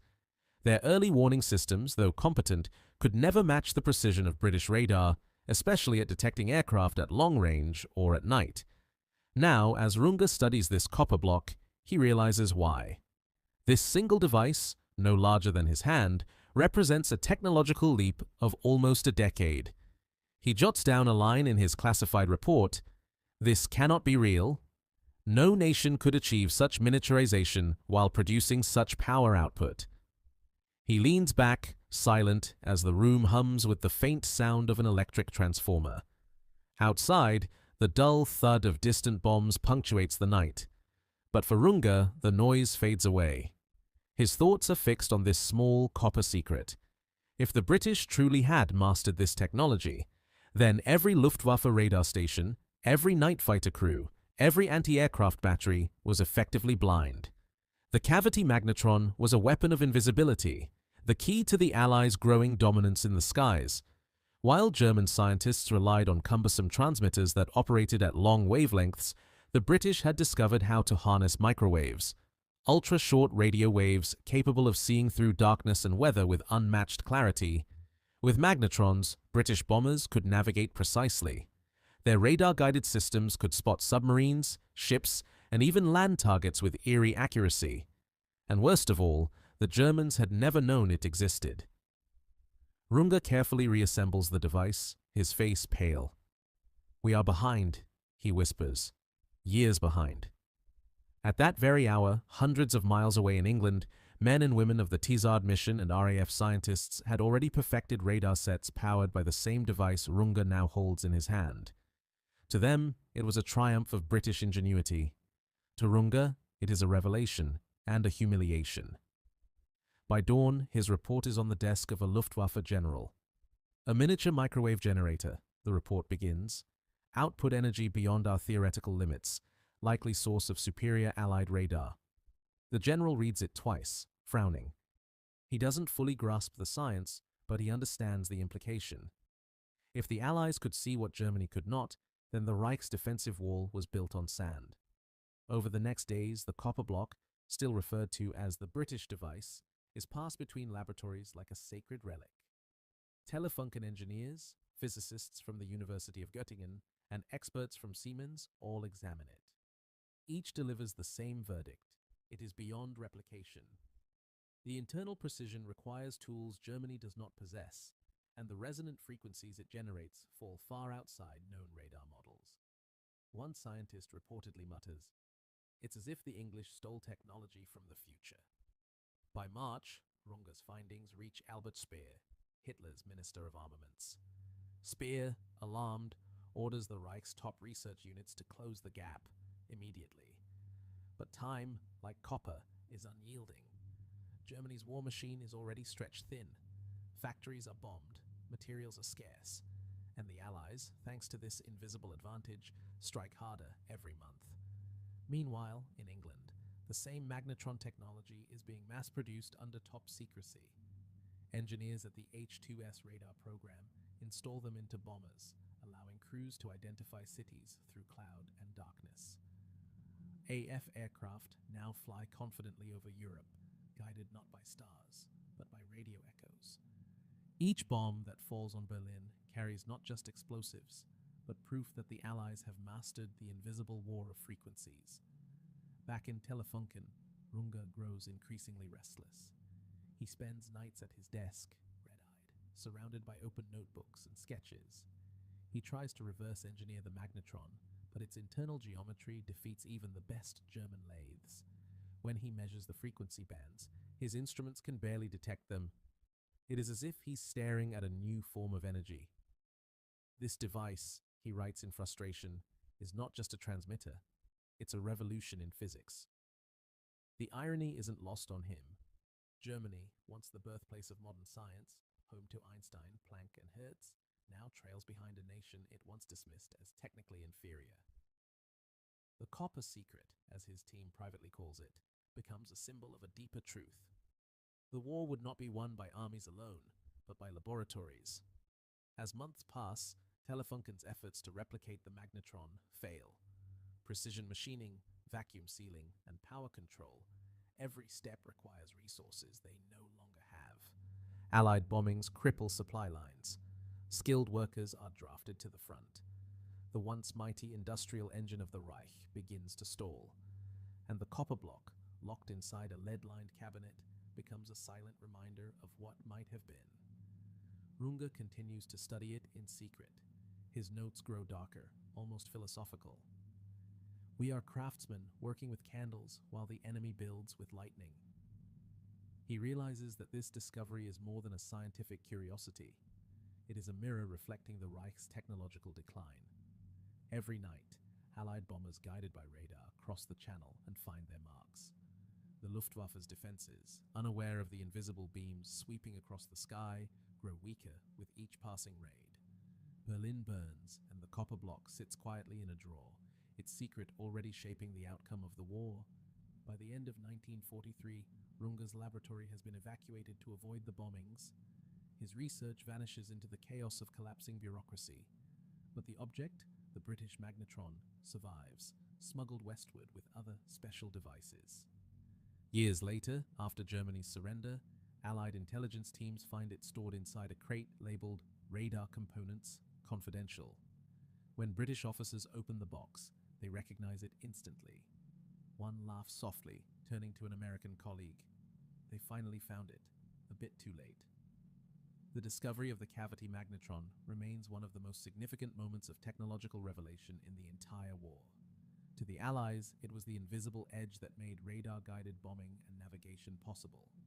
To Germany, it was a symbol of a fatal lag, a realization that brute force and ideology could not compete with quiet precision and scientific collaboration. In the end, it wasn't tanks, nor planes, nor even armies that decided the skies over Europe. It was copper. It was science. It was the silent pulse of a frequency that no one could see, except those who knew how to listen. The copper block that trembled in Runge's hand that February morning represented more than a technological mystery. It marked the moment Germany realized it was fighting not just a war of nations, but a war of minds. And in that war, the invisible war of radio waves and frequencies, the Third Reich was already defeated. Night over the Netherlands. February 2nd, 1943. The rain falls in long silver streaks across a moonless sky. From the darkness above, the deep, rhythmic hum of 4 Merlin engines echoes faintly through the clouds. It's a short Stirling bomber, serial number R9264, one of Britain's newest long-range bombers. Its mission tonight, to strike the German industrial complex at Cologne and return to base before dawn. But this aircraft carries more than bombs. Hidden deep in its belly, behind armored panels and sealed compartments, is a secret device known only to a handful of scientists and officers. H-2S, the world's first ground-mapping radar. It is the pride of British ingenuity, a machine that lets navigators see the land below through cloud and darkness. Using radio waves, it paints the world in echoes, turning rivers, cities, and coastlines into ghostly images on a cathode screen. With it, the Royal Air Force can strike targets even in the dead of night. But tonight, fate has other plans. At 17,000 feet near the Dutch coast, a German night fighter lurks unseen. The Liechtenstein radar aboard its nose, primitive but deadly, locks onto the Sterling's echo. Moments later, tracer rounds streak upward, orange sparks in the dark. The Sterling jolts violently. One engine bursts into flames. Inside, the crew scramble. "Fire starboard engine!" the flight engineer shouts. The pilot, Flight Lieutenant Bill Howard, fights the controls, but the heavy bomber is losing altitude fast. They're over enemy territory, no chance to bail out undetected. The altimeter spins. 8,000 feet, 5,000, 3,000. At 2,000 feet, the wings shear away. In the cold February night, R9264 plunges toward the flooded fields south of Rotterdam. At 23:17 hours, the bomber hits the ground and explodes, scattering debris across a quarter-mile of farmland. The crew, 7 men, die instantly. For the Dutch villagers nearby, it's just another crash in a long war. But for the German occupation forces, the next morning brings an unexpected discovery. A German recovery unit arrives at dawn. The wreckage still smolders, the air thick with the stench of oil and burned aluminum. Among the twisted remains of the fuselage, a corporal notices something odd. A large copper cylinder half buried in the mud, still attached to shattered wires and metal plates. "Radar, Jarrett?" he mutters. "Radar equipment." He calls his superior. Within hours, the site is cordoned off. Dutch resistance members, watching from the trees, know immediately this isn't an ordinary crash. The Germans work quickly, methodically, retrieving every fragment of equipment, even digging into the mud with shovels. Word spreads quietly through the underground network. One of them, a young courier named Peter van der Meer, cycles 40 kilometers that night to deliver a message to British intelligence contacts in The Hague. A bomber with strange equipment has fallen near Rotterdam. Germans have taken everything. But by the time the message reaches London, it's too late. The Germans have found it. The strange device, the H-2S radar, is rushed under heavy guard to a Luftwaffe signals unit in Utrecht. There, officers confirm what their scientists have long suspected. The British are using a new type of radar, unlike anything in German service. Within 48 hours, General Wolfgang Martini, head of Luftwaffe Signals Intelligence, receives the report on his desk in Berlin. Martini, a calm, precise man with an engineer's mind, reads it twice. The details are astonishing. The unit recovered from the bomber emits ultra-high frequency waves, short, tight pulses far beyond the capabilities of any known German transmitter. Martini immediately recognizes the potential danger. If the British can map terrain with radar, their bombers no longer need moonlight or clear skies. They can find cities, even ships, in total darkness. He orders the wreckage transported to Telefunken headquarters under maximum secrecy. His message to his engineers is simple: examine it, understand it, replicate it if possible. Back in the Netherlands, the wreck site becomes a forbidden zone. Local farmers are ordered away. German engineers pick through the mud for every scrap of the radar. They recover the copper cavity, intact. They find a shattered cathode ray tube, fragments of wiring, even the mounting bolts. To the untrained eye, it looks like junk. To Martini, it is the single most important technological find of the war. In London, the Air Ministry receives the first report of the loss. The radio operator's last transmission was routine. The bomber had been returning from its mission without incident. When it failed to report in, it was listed as missing. Only days later, through coded resistance channels, does the truth emerge. The wreckage has been captured, and the Germans have retrieved the radar. Panic ripples through the top ranks of the RAF's bomber command. The H-2S system had been the cornerstone of Britain's secret technological edge, the invisible advantage that guided night raids over occupied Europe. Now it's in enemy hands. Meetings are held at Bentley Priory and TRE Malvern, the British Radar Research Centre. Some argue the device will be too complex for the Germans to copy. Others, more cautious, fear the worst. One scientist notes grimly, they won't need to copy it, they'll learn how to counter it. He's right. Within months, German engineers at Telefunken, led by the same Oberstleutnant Wilhelm Runge, who later examines the copper cavity, begin dissecting the H-2S system. They are stunned by what they find. The radar operates at 10-centimeter wavelengths, unheard of in German radar design. It produces images so clear that cities appear as luminous outlines, rivers as dark ribbons, coastlines as distinct curves. It is powered by the tiny copper heart, the cavity magnetron, which generates enormous microwave energy from a device smaller than a coffee mug. As Runge's magnifying glass trembles over the copper block, he writes in his report, "No nation could achieve such miniaturization while simultaneously producing such power output." His words echo the shock first felt at the crash site, the moment when German science realized it was behind. But for the 7 men who died aboard Sterling R-9264, there are no honors, no headlines. Their mission's failure will remain classified for decades. They never knew that in their final moments, as their bomber fell through the night, they carried the most valuable secret of Britain's air war. The tragedy at Rotterdam becomes a turning point, a silent exchange of knowledge bought with blood.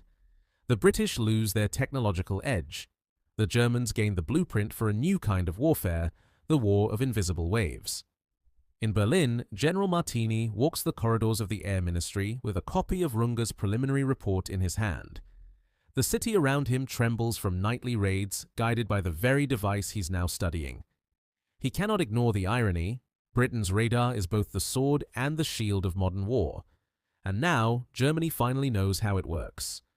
But Martini is no fool. He understands that knowledge is only power if it can be acted upon. He knows that Germany's industrial capacity is faltering, that its factories are burning, and that even the most brilliant discovery may come too late. Still, he writes a message to his engineers: "Begin development immediately. We must match the British system." This is priority 1. The order sets in motion a desperate scientific race, one that will stretch from Berlin to Hamburg, from the laboratories of Telefunken to the research centers of Peenemünde.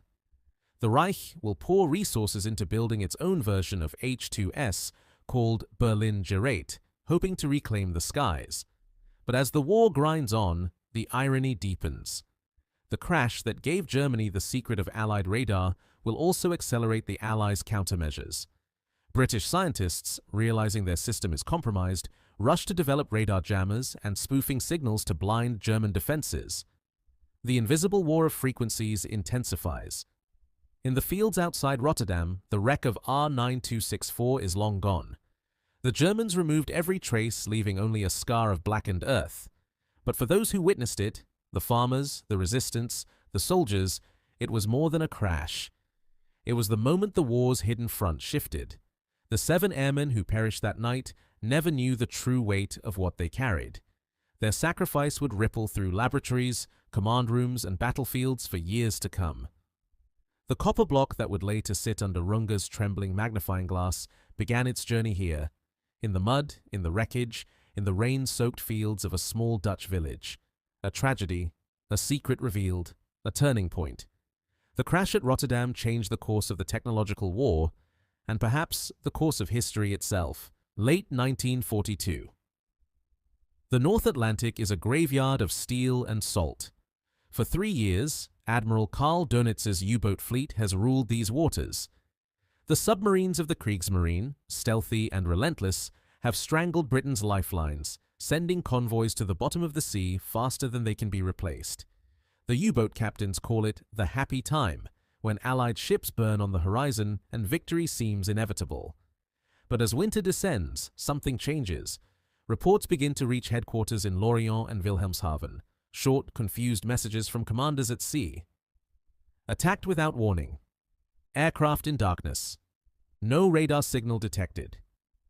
One after another, transmissions end abruptly, the last words often drowned in static.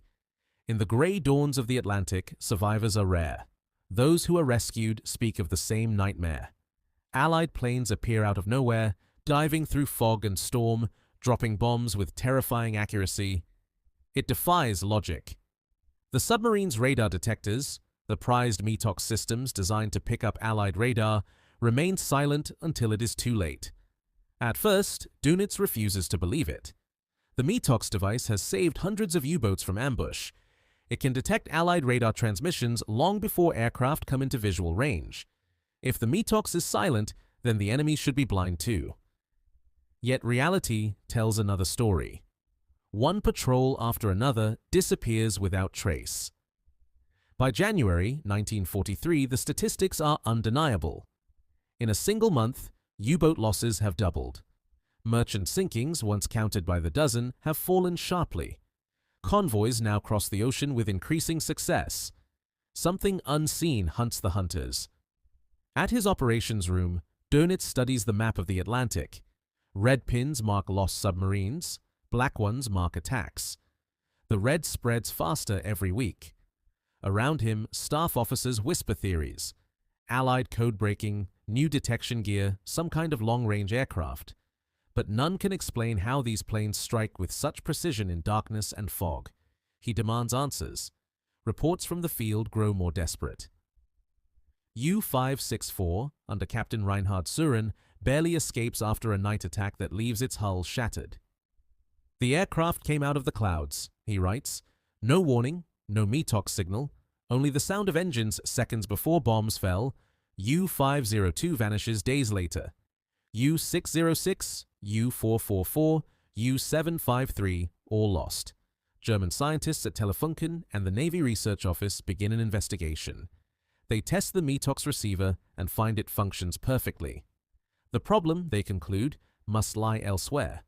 But one physicist, after reviewing intercepted British broadcasts, suggests a chilling possibility. Perhaps, he says quietly, the enemy no longer uses the frequencies we can detect. That guess is correct. Across the Channel, the Royal Air Force has equipped its patrol aircraft with a revolutionary new radar, the 10-centimeter H-2S system, powered by the same cavity magnetron recovered from Sterling R-9264. The new radar operates on wavelengths too short for the German Metox to hear. To the U-boats below, it is as if the Allies have turned invisible. Night after night, Allied bombers and coastal command patrols scour the Atlantic using these new eyes of the unseen spectrum. They detect the faint outlines of submarines against the cold sea, striking before the crews even know they've been found. What had once been the U-boat's greatest weapon, the darkness, is now its doom. By February, U-boat morale collapses. Crews sail knowing that death may fall from the clouds without warning. Some captains refuse to surface at night, robbing their vessels of speed and power. Others begin to doubt their equipment. Rumors spread that the British have found a way to see through fog or that their planes are guided by supernatural means. Among the men, it becomes known simply as the invisible enemy.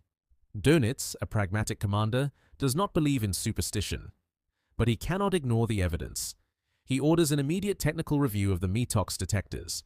New models are rushed to sea, but nothing changes. The losses continue.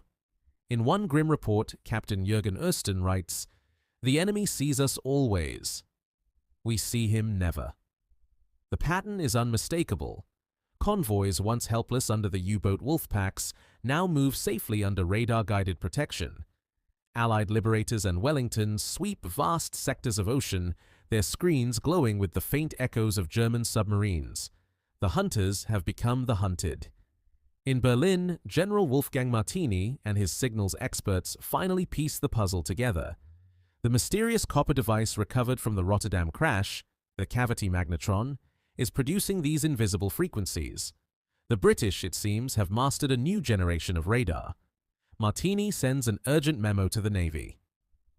The enemy's radar operates beyond the detection range of the Metox system. New countermeasures are imperative, but Germany's industry is stretched thin. Factories are bombed, materials are scarce. Developing a counter-radar takes months the Reich no longer has. Meanwhile, in the Atlantic, the slaughter intensifies. In March 1943 alone, 41 U-boats are destroyed. Dönitz, once confident that his submarines would starve Britain into surrender, now faces catastrophe. The proud commander who once promised Hitler control of the seas watches his fleet vanish beneath the waves. He calls his staff together. "We are fighting an enemy we cannot see," he admits. "If we cannot detect his eyes, we are blind." But the truth is deeper than blindness. The U-boat war built on secrecy, stealth, and surprise, is being undone by pure science. The invisible pulses of the British magnetron have redrawn the rules of naval warfare. What once depended on courage and cunning now turns on equations and frequencies. For the men aboard the U-boats, the change is felt in silence and fear. The endless Atlantic nights become nightmares of listening. Every distant hum might be a radar beam, every flicker of static a sign that death is near. There is no warning, no defense, no escape. One survivor from U-665 later recalls, "It was like being hunted by ghosts. You felt them before you saw them. Sometimes you never saw them at all." By spring 1943, Dönitz realizes the truth he cannot change. The invisible enemy is not magic, it is technology. A small copper block, recovered from a crash near Rotterdam, now stalks his fleet across thousands of miles of ocean. The balance of power has shifted. The hunters who once ruled the Atlantic now hide beneath it. The unseen radar waves, born from a secret buried in a bomber's wreckage, have turned the tide of war. Admiral Dönitz stands before his chart of the North Atlantic one final time that winter. The red pins of lost submarines mark a pattern across the sea, a constellation of defeat. He stares at it in silence, realizing that the age of invisible warfare has begun and that Germany has entered it unprepared. For the U-boat men, the ocean is no longer dark. It is illuminated by unseen eyes. The fog, once their ally, has betrayed them. Above the endless waves, the invisible enemy waits, patient, relentless, and unstoppable. And in the heart of Berlin, within the laboratories of Telefunken, scientists work through sleepless nights, desperately trying to understand the weapon that has already decided their fate. The age of invisibility has arrived, and it belongs to the other side. January 1943. Berlin shivers under a hard winter. The air smells of coal smoke and fear. In the offices of the Naval High Command, crisis meetings stretch deep into the night. Admiral Karl Dönitz sits at the head of a long oak table, his face drawn, his voice sharp. Reports from the Atlantic lie spread before him, page after page of losses. The numbers are catastrophic. U-boats are vanishing faster than they can be built. He looks around the room, engineers, physicists, admirals, intelligence officers, all summoned to explain the unexplainable. "Gentlemen," Dönitz says, "our submarines are being hunted. They report aircraft appearing from nothing, attacking through fog and night. The METOX receivers hear nothing." What is happening? A scientist from the Kriegsmarine Signals Bureau clears his throat. Perhaps the English have found a way to hide their radar signals. Or they've changed frequencies slightly beyond our detector's range. Dönitz leans forward. How far beyond? Not far. A few megahertz, perhaps. He shakes his head. Then why do our detectors remain completely silent? No one answers. The silence grows heavy. Another man, a physicist from the Naval Research Institute, finally speaks. It is impossible for them to use much shorter wavelengths. Our own laboratories have proven it cannot be done. The power loss is too great, the components too delicate. It's a theoretical dead end. Across the table, an officer from Luftwaffe signals intelligence interrupts. Yet our U-boats are being found. Something is guiding the enemy's aircraft with perfect accuracy. The physicist shrugs. Then perhaps it is not radar. Perhaps infrared or some new acoustic method. Maybe they detect the heat from the diesel engines or listen for propeller noise. Theories multiply. Some claim the British are using magnetic sensors that feel the pull of steel hulls beneath the waves. Others whisper of new weapons, invisible light, electrical fields, even witchcraft. Dönitz cuts them off. We are not children. I want facts, not fairy tales. But there are no facts, only fragments, rumors, and a growing sense of dread. In Paris, similar meetings take place inside the German Naval Communications Command.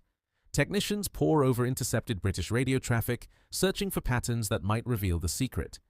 None are found.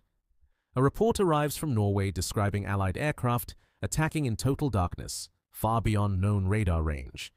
The conclusion is grim: the enemy possesses an entirely new detection system. Back in Berlin, Dönitz summons experts from Telefunken, Siemens, and the Reich Post Ministry. The laboratories that once prided themselves as Europe's finest are now under pressure to explain what they cannot yet imagine. At Telefunken, Oberstleutnant Wilhelm Runge listens to the panic with quiet frustration. He already knows the answer. The copper cavity magnetron sitting on his desk proves it, but his findings remain buried in technical reports that few read and even fewer believe. During a meeting at the Air Ministry, Runge presents his observations. The device recovered from the British bomber in Rotterdam, he says evenly, generates microwave frequencies at a wavelength of 10 centimeters. It can be used for radar imaging with extreme precision. An older scientist frowns. 10 centimeters? Impossible. No transmitter can produce such power at that wavelength. The valves would melt. Runge slides a diagram across the table. Not valves, cavities. The power comes from resonance within these copper chambers. The design is brilliant. It works. The room murmurs. One physicist shakes his head. We have studied this for years. It cannot be stable. Such devices would burn themselves out. Runge replies quietly, and yet, gentlemen, it does not. Still, disbelief fills the room. The idea that Britain, long dismissed as technically inferior, could achieve something Germany declared impossible wounds their pride more deeply than any bomb. At that very moment, hundreds of miles away, Allied aircraft equipped with magnetron radar are already sweeping the Atlantic skies, finding U-boats hidden beneath waves and clouds. In Berlin, the men responsible for defending the Reich argue about theory. Dönitz grows impatient. I do not care what is theoretically possible, he snaps. I care what is happening. And what is happening is that our boats are dying. He orders immediate testing of all captured Allied equipment. He sends urgent cables to Paris, Lorient, and Norway. Recover all radar remnants from wreckage. Everything, no matter how small. Days later, a courier delivers a package from Holland to Telefunken, fragments of the same radar system Runge has been studying. It confirms his conclusions completely. The British are indeed operating at centimetric wavelengths. Still, the disbelief continues. The Reich's scientific establishment refuses to accept that their enemies have surpassed them. One report even suggests the H2S system must be a trick, a decoy device intended to mislead us. Another claims the captured components are theoretical prototypes never meant for combat use. In Paris, a Luftwaffe officer writes in exasperation, "They mock what they do not understand." Meanwhile, Dönitz's situation grows desperate. Submarine losses climb with each passing week. The term wolf pack, once a symbol of fear, now becomes a symbol of futility. Every deployment brings new funerals. He meets personally with his technical advisors. We are being hunted by an enemy that sees through night and storm. If our scientists will not believe what is before their eyes, then we are finished. But in the world of German science, arrogance still outweighs urgency. Many senior researchers cling to the conviction that the British are bluffing, that any technological advantage must be temporary or exaggerated. The Reich, they insist, remains the center of scientific progress. In private, Runge records his frustration in his diary. The problem is not ignorance, he writes, but pride. They would rather lose the war than admit they were wrong. In early February, Dönitz sends a final appeal to the Ministry of Armaments. He demands that full resources be directed toward developing new radar detectors capable of sensing shorter wavelengths. The response he receives is bureaucratic and cold. Work is underway. Results expected in due course. In due course, while men die by the hundreds at sea. Inside Runge's laboratory, the copper block still rests under glass, glowing faintly in the lamplight. Around it, his engineers work silently, knowing they are holding the answer everyone seeks but no one wants to believe. They run tests, chart frequencies, and calculate power outputs beyond any German transmitter.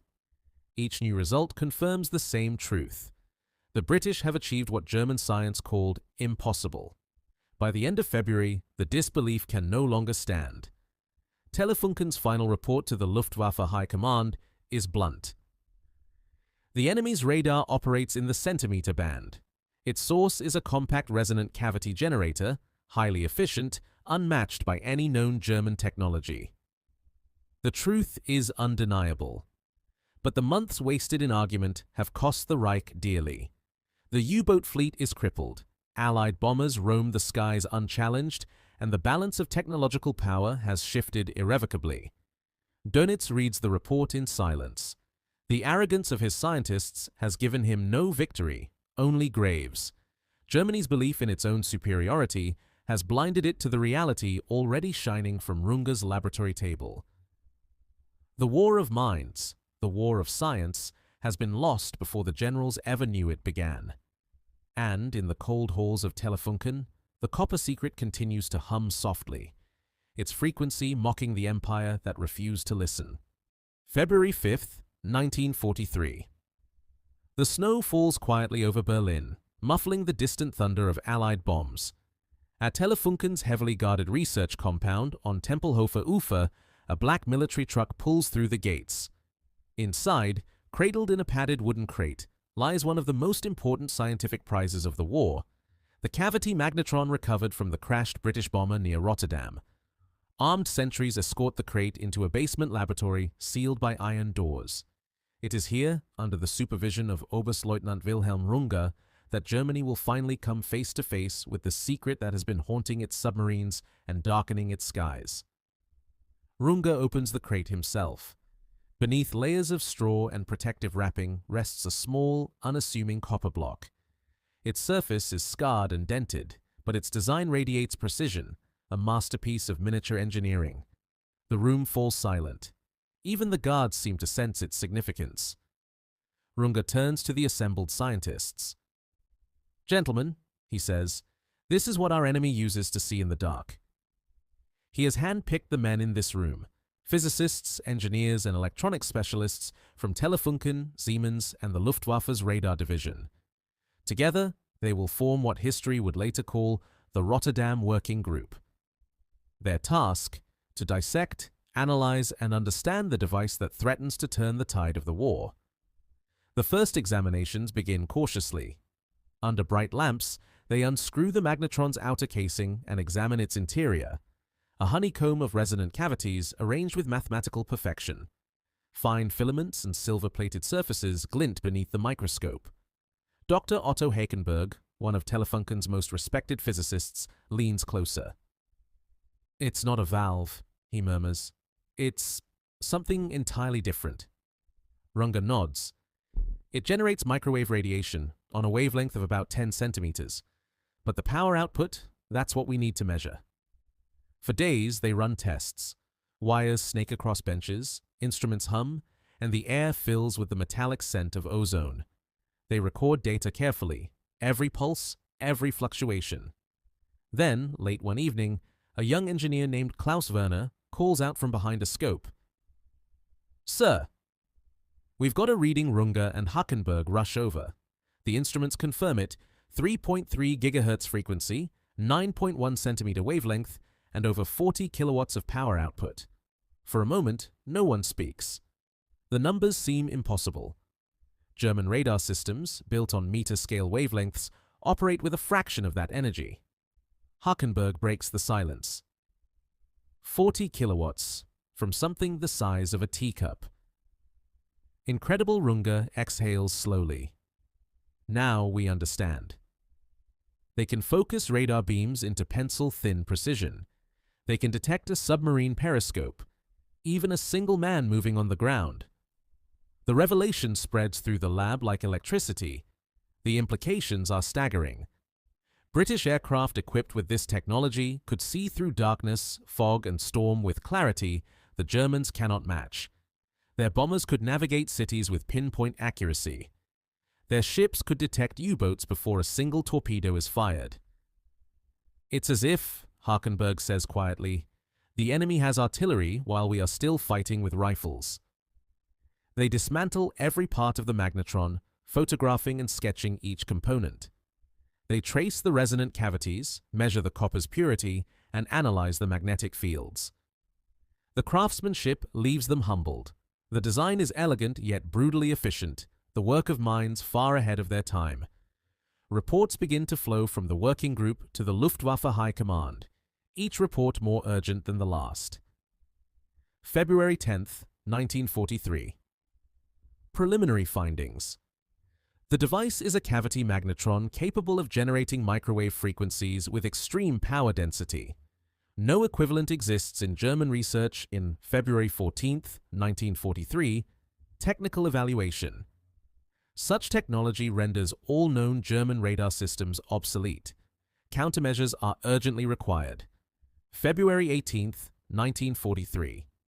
Strategic implications. If deployed widely, this technology allows enemy aircraft to detect submarines and surface vessels, regardless of weather or visibility. Immediate research into centimetric detection is imperative. In one corner of the lab, Runge keeps a small notebook. In it, he records his private thoughts. We are witnessing a scientific revolution. Everything we believed about the limits of radar is gone. The English have surpassed us not by luck, but by daring to go where we said it was impossible. Yet outside the laboratory, disbelief still lingers. Many in the German scientific establishment refuse to accept that Britain could achieve such mastery. The reports from Telefunken are met with skepticism. Some call them exaggerated, others dismiss them entirely. But inside the Rotterdam Working Group, doubt has been replaced by awe. Each test, each measurement, confirms the same truth. The Allies possess a radar capability Germany cannot yet replicate. The scientists work around the clock. They attempt to reconstruct the magnetron using German materials and tools. They find the tolerances impossibly fine, the copper alloys difficult to reproduce. The magnetic fields must be balanced with microscopic precision. One engineer sighs in frustration, "Even our best machines cannot mill copper to this accuracy." By the third week of February, exhaustion hangs over the team. Yet the mood is no longer disbelief, it is resignation. They understand now that Germany is behind, and dangerously so. One evening, as the group gathers for their final analysis, Runge addresses them quietly. "Gentlemen, we have confirmed what we feared. The British have achieved centimetric radar. Our ships, our U-boats, our cities, all are exposed. The enemy can see us, and we cannot see him." No one responds. The room is heavy with the weight of truth. Dr. Hackenberg finally speaks. "Then we must build one of our own." Runge nods. "We will try. But it will take time. Too much time." Outside Berlin's air raid sirens wail once again. The scientists pause, listening to the rising howl. Allied bombers are approaching, guided perhaps by the very technology they have just uncovered. In the flickering light of the laboratory, the magnetron lies disassembled across the workbench. The copper still warm from testing, the air thick with the realization that the war has already shifted beyond their control. The Rotterdam Working Group has found the truth at last. But by the time Germany understands what it is facing, it may already be too late. February 23rd, 1943. Telefunken headquarters, Berlin.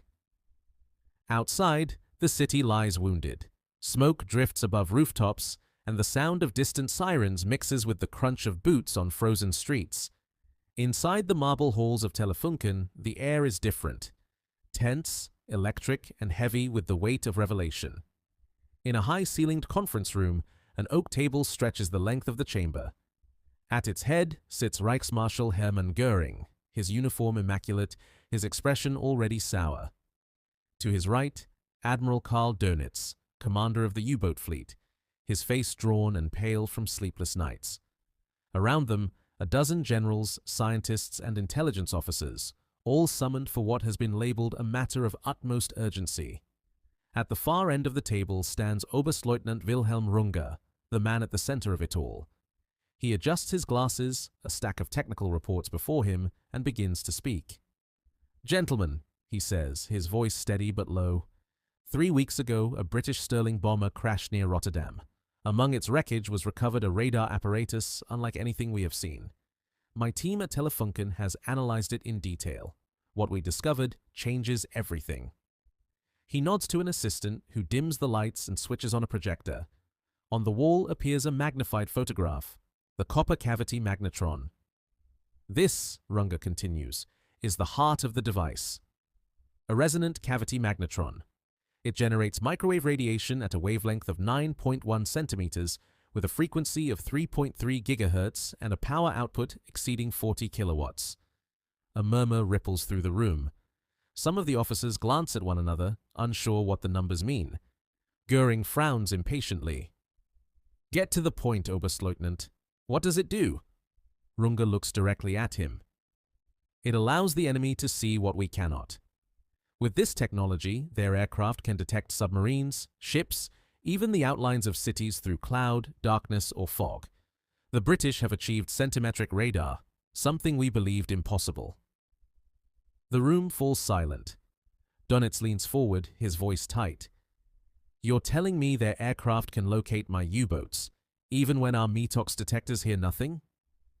Yes, Admiral, Runge replies. The METOX was designed to detect meter-band emissions, around 1.5 meters wavelength. The British have moved to 9 centimeters. Your receivers are blind. The words hang in the air like a death sentence. Goering slams his fist on the table. Nonsense! Our scientists would have told us if such power was possible. You're saying a British engineer, an Englishman, has outperformed the Reich's best minds? Runge does not flinch. I am saying precisely that, Herr Reichsmarschall. For a moment, no one breathes. Goering's face reddens, his pride wounded deeper than any bomb could strike. Impossible, he mutters. The English copy, they do not create. They do not lead. Runge slides a sheet of paper toward him. Test results, voltage readings, frequency graphs.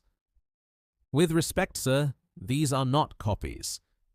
These are facts. Donitz studies the graphs silently. His hand trembles slightly as he speaks. How long until we can build one ourselves? Runge hesitates. Months, perhaps years. We lack the manufacturing precision and the specialized materials. Even if we succeed, deploying it across our fleet would take far longer. Donitz closes his eyes. Then the Battle of the Atlantic is already lost. Across the table, a Luftwaffe officer shifts uncomfortably. Surely we can develop countermeasures? A new detector, perhaps. Runge cuts him off. We are working on it, but no detector currently exists that can sense such short wavelengths. Even if one could be made, it will not be soon enough. The room darkens further as clouds pass over Berlin. In that shadowed silence, the reality becomes clear. Germany, once the leader in military science, has fallen behind, catastrophically so. Goering turns on the scientists in the room. How could this happen? We poured millions into radar research. Where were you all while the English built this? One of the Telefunken physicists speaks softly. We believed the theory unsound.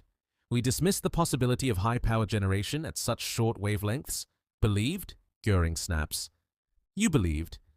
Belief is for priests, not scientists. Runge's calm voice interrupts the shouting. It is not a matter of belief anymore, Herr Reichsmarschall. It is a matter of proof. The device exists. It works. And it has already changed the war. Donitz rises slowly, the weight of command pressing on him like lead. You understand what this means for my men. They sail blind into a sky that can see them. Every convoy they approach, every surface they break, they are watched. The ocean is no longer our shield. He turns to Goering. While you argue about pride, my submariners drown. For once, Goering has no reply. Runge closes his folder. Gentlemen, this discovery means that Britain now possesses radar superiority on every front. Air, sea, and soon land. Unless we develop equivalent systems or effective countermeasures, our defenses will continue to fail. He pauses. The magnetron is small, yes, but it carries the weight of empires. The meeting ends in silence. One by one, the officers file out, leaving only Runge and his assistant in the empty room. Outside, Berlin's air raid sirens begin to rise again, a mournful, wavering howl. Runge steps to the window. Above the horizon, faint dots appear, Allied bombers approaching their spring 1943. The Atlantic Ocean, cold, endless, and unforgiving. Once, it had been Germany's hunting ground, the graveyard of Allied convoys. Now, it has become something else, a killing field, not for merchantmen, but for the hunters themselves. Above the grey horizon, British patrol aircraft carve lazy arcs through the mist. Sunderlands, Wellingtons, and Liberators. Beneath their bellies hums a new secret, the ASV Mark III radar, powered by the same copper heart that Runger's team uncovered months earlier. A radar so precise it can detect the faint curve of a submarine's periscope, even in moonless darkness, even through storm and fog. Below the waves, the U-boats stalk as they always have. But something has changed. Aboard U-333, Kapitänleutnant Peter Erich Kremer stares at his instruments. The night is calm. The METOX detector hums softly, scanning the air for enemy radar signals, and finds nothing. Yet somewhere above, unseen, a Liberator already circles. The operator in its belly watches a glowing green screen as a bright dot pulses rhythmically, the echo of a steel hull slicing through the Atlantic. Target confirmed, the British officer says. Range 6 miles, prepare depth charges. Minutes later, the sea erupts. Explosions churn the water, the lights flicker, alarms wail. Kremer shouts orders, diving deeper, twisting through the abyss. But it's hopeless. The enemy knows exactly where he is. By dawn, U-333 is gone, another mark in a long and growing list. In the first months of 1943 alone, more than 100 German submarines vanished beneath the waves. For the first time since the war began, Admiral Karl Dönitz faces a truth he cannot outmaneuver. The Atlantic belongs to the Allies. From his command center at Carnival, near Lorient, Dönitz watches the reports pile in. Red pins cover the map: lost boats, lost crews, lost faith. He reads the radio logs. Attacked at night by aircraft, no radar warning. Depth charges precise, no chance of escape. Crew lost. Position unknown. He lowers his head. They are killing us faster than we can replace them. The magnetron, a copper device smaller than a man's fist, has done what thousands of Allied warships never could. It has robbed Germany of the deep. Across the Reich, panic seeps through scientific circles. Laboratories at Telefunken, Siemens, and Gima race to develop countermeasures. Engineers work without sleep, attempting to build detectors sensitive enough to pick up centimetric waves. The result, the Naxos system, appears months later, but by then, the damage is irreversible. In the North Atlantic, the numbers tell the story. Between March and May of 1943, the German Navy loses nearly 40% of its operational U-boats. Convoy after convoy crosses the ocean untouched. The hunters have become the hunted. One British airman later describes it simply. Before the magnetron, we hunted shadows. After it, we hunted ghosts and found them. In Berlin, Dönitz pleads for reinforcements, for answers, for hope. We can no longer fight the ocean, he admits to his staff. It belongs to them now. His voice breaks as he reads the latest casualty figures. Thousands of men, the best of Germany's sailors, lost not to superior ships or weapons, but to an enemy they never saw.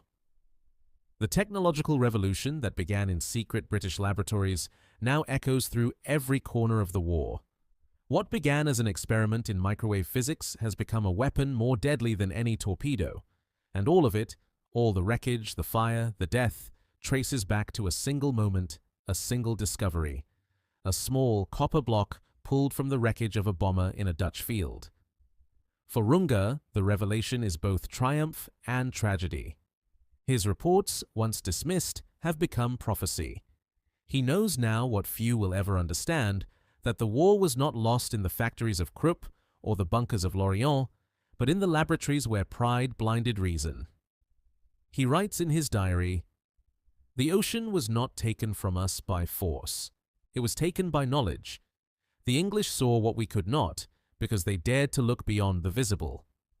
By summer, the U-boat campaign, once the pride of the Reich, collapses entirely." Dönitz orders his submarines to retreat from the North Atlantic. The wolves return to their dens, broken and silent. The Battle of the Atlantic is over.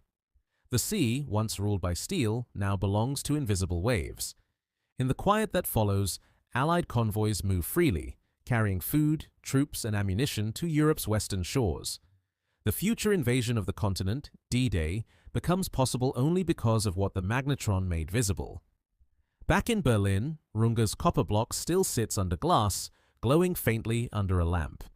Around it lie the shattered illusions of a nation that believed it could conquer the world, and forgot that the greatest weapons are not forged in iron, but in thought. The invisible frequencies that hum between atoms and air have done what no fleet or army could. They have defeated a steel empire. And as the Atlantic waves roll endlessly toward the western shore, they carry with them the silent truth of modern war, that power no longer belongs to those who build the biggest machines, but to those who see the smallest things.